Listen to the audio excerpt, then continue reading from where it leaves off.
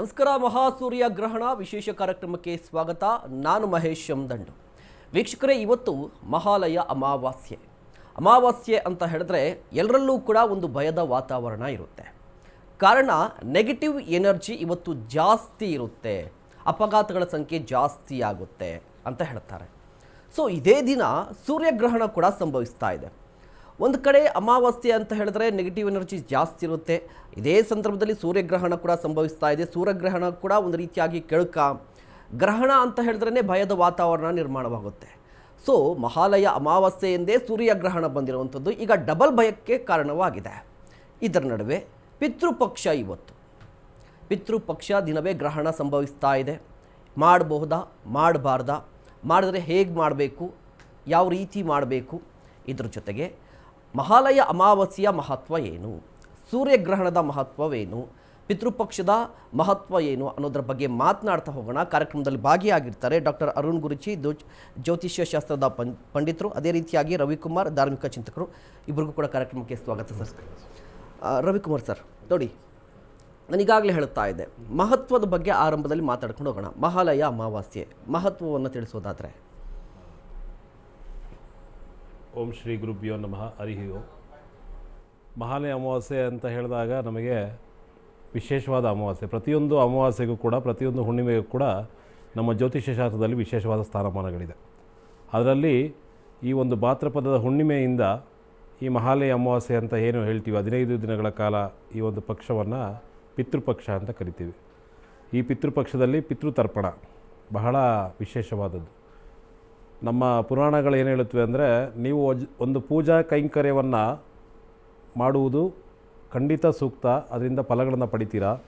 ಆದರೆ 1000 ಪೂಜೆಗಳನ್ನು ಮಾಡಿ ಪಿತೃಕಾರ್ಯವನ್ನು, ಪಿತೃತರ್ಪಣವನ್ನು ಮರೆತದ್ದೇ ಆದರೆ, ಪಿತೃಗಳಿಗೆ ನೀವು ಗೌರವವನ್ನು ಸಮರ್ಪಣೆ ಮಾಡದೆ ಅವರಿಗೆ ತರ್ಪಣಾದಿಗಳನ್ನು, ಪಿಂಡ ಪ್ರದಾನವನ್ನು ಮಾಡದೇ ಇದ್ದರೆ ನೀವು ಮಾಡಿದಂಥ ಎಲ್ಲ ಪೂಜೆಗಳು ವ್ಯರ್ಥ ಅಂತ ಹೇಳ್ತಾರೆ. ಇದು ನಮ್ಮ ಸಾರ. ಆದ್ದರಿಂದ ನಾವು ಏನು ಹೇಳ್ತೀವಿ ಅಂದರೆ, ಸಾಮಾನ್ಯ ಎಲ್ಲ ಅಮಾವಾಸ್ಯೆಗಳು ತರ್ಪಣಾದಿಗಳನ್ನ ಕೊಡ್ಬೋದು ಪಿತೃಗಳಿಗೆ ಅಂತಿದೆ. ಈ ಸತಿದ ವಿಶೇಷವೇನು, ಈ ಸಾರಿ ವಿಶೇಷವಾಗಿ ಗ್ರಹಣ ಸಹಿತವಾಗಿ, ಸೂರ್ಯಗ್ರಹಣ ಸಹಿತವಾಗಿ ಈ ಒಂದು ಪಿತೃ ಅಮಾವಾಸ್ಯೆ ಬಂದಿದೆ. ನಮಗೆ ಗೋಚಾರ ಇಲ್ಲ. ಈಗ ಒಂದು ಪ್ರಕಾರವಾಗಿ ನಮ್ಮ ಭಾರತಕ್ಕೆ ಗೋಚಾರವಿಲ್ಲ. ಅಂಟಾರ್ಟಿಕಾ, ಐಸ್ಲ್ಯಾಂಡ್, ಫ್ರೆಂಚ್ ಏಷ್ಯಾ ಮತ್ತು ಆಸ್ಟ್ರೇಲಿಯಾ, ಇಂಡೋನೇಷ್ಯಾ, ಇಷ್ಟು ದೇಶಗಳಿಗೆ ಇದು ಗೋಚಾರ ಆಗ್ತಾಯಿದೆ ಅಂತ. ಆದರೂ ಕೂಡ ನಮಗೆ ಭಾರತದ ಮೇಲೆ ಅದರ ಛಾಯೆ ಅಂತೂ ಇದ್ದೇ ಇದೆ. ನಾವು ಪ್ರಪಂಚದಲ್ಲಿ ನಾವು ಕೂಡ ವಾಸವಾಗಿದ್ದೇವಲ್ವಾ. ಭೂಮಿ ಮೇಲೆ, ಭೂಮಿ ಅನ್ನೋದನ್ನು ಎಲ್ಲ ಗ್ರಹಗಳ ಸುತ್ತ ಇರುವಂತಹ ಒಂದು ವಾಸಸ್ಥಾನ ಆದ್ದರಿಂದ ಅಲ್ಲಿ ನಾವು ಕೂಡ ವಾಸಿಗಳೇ. ಆದ್ದರಿಂದ ನಮ್ಮ ಭೂಮಿಯ ಮೇಲೆ ಕೂಡ ಈ ಒಂದು ಎಲ್ಲ ಗ್ರಹಗಳ ಎಫೆಕ್ಟ್ ಇದ್ದೇ ಇರುತ್ತೆ. ಹೌದು, ನಿಜ. ಅದೇ ರೀತಿ ಈ ದಿನ ನಡೀತಾ ಇರುವಂಥ ಸೂರ್ಯಗ್ರಹಣದ ಒಂದು ಪಾರ್ಶ್ವ ಬೇರೆ ಕಡೆ ನಡೀತಾ ಇದ್ರೂ ಕೂಡ ನಮ್ಮ ಭಾರತದಲ್ಲೂ ಕೂಡ ಅದರ ಒಂದು ಛಾಯೆ ಇದ್ದೇ ಇರುತ್ತೆ. ಆಚರಣೆ ಇಲ್ಲ. ಸೂತಕ ಅಂತ ಹೇಳ್ತೀವಿ, ಗ್ರಹಣ ಸೂತಕ ಅಂತ ಹೇಳ್ತೀವಿ. ಗ್ರಹಣ ಸೂತಕವಿಲ್ಲ, ಆಚರಣೆಗಳಿಲ್ಲ. ಆದರೆ ಜಪಸಿದ್ಧಿ, ತಪಸಿದ್ಧಿ, ಪೂಜೆ, ಪುರಸ್ಕಾರ, ಅದಕ್ಕಾಗಬೇಕಾದಂತಹ ಎಲ್ಲವನ್ನೂ ಮಾಡಬಹುದು ಅಂತ ನಮ್ಮ ಒಂದು ಪುರಾಣ ಹೇಳುತ್ತೆ. ಜೊತೆಗೆ ಈ ದಿನ ವಿಶೇಷವಾದ ಅಮಾವಾಸ್ಯೆ. ಯಾಕಂದರೆ ನೀವು ಹೇಳ್ತಾ ಇದ್ದೀರಿ ಅಮಾವಾಸ್ಯೆ ಅಂದರೆ ನೆಗೆಟಿವ್ ಎನರ್ಜಿ ಅಂತ. ಖಂಡಿತ ಅಲ್ಲಿ ಚಂದ್ರ ಅಸ್ತಂಗತನಾಗಿರ್ತಾನೆ, ಸಂಪೂರ್ಣವಾಗಿ ಝೀರೋ ಇರುವಂಥದ್ದೇ ಚಂದ್ರ. ಈ ದಿನ ಗ್ರಹಣ ಅಂದ್ರೇನು, ಸೈನ್ಸ್ ಏನು ಹೇಳುತ್ತೆ, ಸೂರ್ಯ, ಚಂದ್ರ, ಭೂಮಿ ಒಂದೇ ಪಥದಲ್ಲಿ ಬಂದರೆ ಅದು ನಡೆಯೋದೇ ಆ ಒಂದು ಸೂರ್ಯಗ್ರಹಣ ಅಂತ. ಅದೇ ರೀತಿ ನಾವೇನು ಹೇಳ್ತೀವಿ, ಈ ದಿನ ಕೇತುಗ್ರಸ್ತ ಸೂರ್ಯಗ್ರಹಣ ಅಂತ. ಕೇತು ಸೂರ್ಯನನ್ನು ಬಾಧಿಸಲಿದ್ದಾನೆ. ಕಳೆದ ಬಾರಿ ಮಾತಾಡಬೇಕಾದ್ರೂ ನಾವು ಅದನ್ನು ವೃತ್ತಾಂತವಾಗಿ ಹೇಳಿದ್ದು. ಆ ಕೇತು ಈಗ ಸೂರ್ಯನನ್ನು ಬಾಧಿಸಲಿದ್ದಾನೆ. ಸೂರ್ಯನನ್ನು ನಾವು ಕಾಪಾಡಿಕೊಳ್ಳಬೇಕು. ಸೂರ್ಯ ಅಂದರೆ ನಮ್ಮ ಜಗತ್ತು, ಸೂರ್ಯ ಅಂದರೆ ಜಗತ್ತಿಗೆ ತಂದೆ. ಅವರನ್ನು ನಾವು ಕಾಪಾಡಿಕೊಳ್ಬೇಕಾದ್ರೆ ಅವನನ್ನು ಸ್ಮರಿಸಬೇಕು. ಸೂರ್ಯ ಅಂದರೆ ಯಾರು ಸರ್? ಪಿತೃ, ಜಗತ್ತಿಗೆ ತಂದೆ, ಪಿತೃಕಾರಕ, ಆತ್ಮಕಾರಕ. ಆದ್ದರಿಂದ ಆತನನ್ನು ನಾವು ಆರಾಧಿಸಬೇಕು. ಆತನಿಗೆ ಸಂಬಂಧಪಟ್ಟ ಪೂಜೆ ಪುರಸ್ಕಾರಗಳನ್ನು ಮಾಡಬೇಕು. ಈ ದಿನ ನಡೆಯುವಂತಹ ಗ್ರಹಣ ಸಮಯದಲ್ಲಿ ಸೂರ್ಯನಿಗೆ ಸಂಬಂಧಪಟ್ಟ ಶ್ಲೋಕಗಳು ಇವನ್ನೆಲ್ಲ ನಾವು ಮಾಡ್ಬೋದು. ಅದ್ರ ಜೊತೆಯಲ್ಲಿ ತರ್ಪಣಗಳು ನೋಡಿ, ಈಗ ಹೇಳಿದು ಅಲ್ಲಿ ನಡೀತಾ ಇದೆ ಅಂತೆಲ್ಲ ಏನು ಬೇಡ. ಇಲ್ಲಿ ವಿಶೇಷವಾಗಿ ಈ ದಿನ ಗ್ರಹಣ ಸಮಯದಲ್ಲಿ ನಾವು ಕೊಟ್ಟಂಥ ತರ್ಪಣಾದಿಗಳು, ಪಿಂಡ ಪ್ರದಾನಗಳು, ಪಿತೃ ಕಾರ್ಯಗಳು, ಯಾಗ ಯಜ್ಞಗಳು 1000 ಪಟ್ಟು ಸಮ ಅಂತ. 1000 ಪಟ್ಟಿಗಿಂತ ಹೆಚ್ಚು ಅಂತ. ಆದ್ದರಿಂದ ಆ ಕೆಲಸವನ್ನೆಲ್ಲ ನಾವು ಈ ಸಮಯದಲ್ಲಿ ಮಾಡ್ಬೋದು ಅಂತ ಹೇಳುತ್ತೆ. ಓಕೆ, ಅರುಣ್ ಗುರುಜಿ, ಈಗಾಗಲೇ ಮಾತಾಡ್ತಾ ಇದ್ವಿ, ಕಳೆದ ಬಾರಿ ಕೂಡ ನೀವು ಹೇಳ್ತಾ ಇದ್ರಿ ಗ್ರಹಣದ ಸಂದರ್ಭದಲ್ಲಿ ಯಾವ ರೀತಿಯಾಗಿ ಪರಿಣಾಮ ಇರುತ್ತೆ, ಪ್ರಭಾವ ಇರುತ್ತೆ ಅಂತ ಹೇಳಿ. ನೋಡಿ, ಮಹಾಲಯ ಅಮಾವಾಸ್ಯೆ ಅಂತ ಹೇಳಿದ್ರೆ ನಾನು ಈಗಾಗಲೇ ಹೇಳಿದ್ದೆ ನೆಗೆಟಿವ್ ಎನರ್ಜಿ ಜಾಸ್ತಿ ಇರುತ್ತೆ ಅಂತ. ಈ ನೆಗೆಟಿವ್ ಎನರ್ಜಿ ಒಂದು ಕಡೆ ಆದರೆ ಅದೇ ಸಂದರ್ಭದಲ್ಲಿ ಸೂರ್ಯಗ್ರಹಣ ಸಂಭವಿಸೋದು ಇದು ಕೂಡ ನೆಗೆಟಿವಾ ಅಂತ ಕೂಡ ಒಂದು ಪ್ರಶ್ನೆ ಬರುತ್ತೆ ಅಂತ. ಓಂ ಶ್ರೀಂ ಗುರುಭ್ಯೋ ನಮಃ. ನಮಸ್ತೆ ವೀಕ್ಷಕರೇ. ಇವಾಗ ಗ್ರಹಣದ ವಿಚಾರವಾಗಿ ಮಾತಾಡೋಣ. ಗ್ರಹಣ ನಮ್ಮ ದೇಶದಲ್ಲಿ ಗೋಚಾರ ಇಲ್ಲ, ಬೇರೆ ಕಡೆ ಗೋಚಾರ ಇದೆ, ಬೇರೆ ದೇಶದಲ್ಲಿ ನಡೀತಾ ಇದೆ ಅಂತಕ್ಕಂಥದ್ದು. ಈ ಗ್ರಹಣ ಅಂದರೆ ಭೂಮಿ ಮತ್ತು ಈ ಸೂರ್ಯ ಮತ್ತು ಅದ್ರ ಮಧ್ಯೆ ಚಂದ್ರ ಬಂದಾಗ ಗ್ರಹಣ ಆಗ್ತದ ಅಂತ ನಮಗೆಲ್ಲ ಗೊತ್ತು. ಇದು ಸಾಕಷ್ಟು ಸರಿ ಬರ್ತಾ ಇರ್ತದೆ. ಹೌದು. ಸೊ ಗ್ರಹಣ ಬರೋದೇನು ದೊಡ್ಡ ವಿಚಾರ ಏನಲ್ಲ, ಬರ್ತಾ ಇರ್ತದ ಹೋಗ್ತಾ ಇರ್ತದೆ, ಅದೆಲ್ಲ ವಿಷಯ ಅಲ್ಲ. ಇವಾಗ ಒಂದೇ ಸ್ಟ್ರೇಟ್ ಲೈನಲ್ಲಿ ಬರ್ಬೇಕಲ್ಲ. ಅಂದರೆ ಭೂಮಿ ಮೇಲೆ ನಿಂತ್ಕೊಂಡು ನೋಡ್ತಕ್ಕಂಥ ನಮಗೂ ಅಲ್ಲಿರ್ತಕ್ಕಂಥ ಸೂರ್ಯನ ಮಧ್ಯೆ ಚಂದ್ರ ಬಂದರೆ ಮಾತ್ರ ಕಾಣಿಸುತ್ತಿಲ್ಲ, ಕಾಣಿಸಲ್ಲ.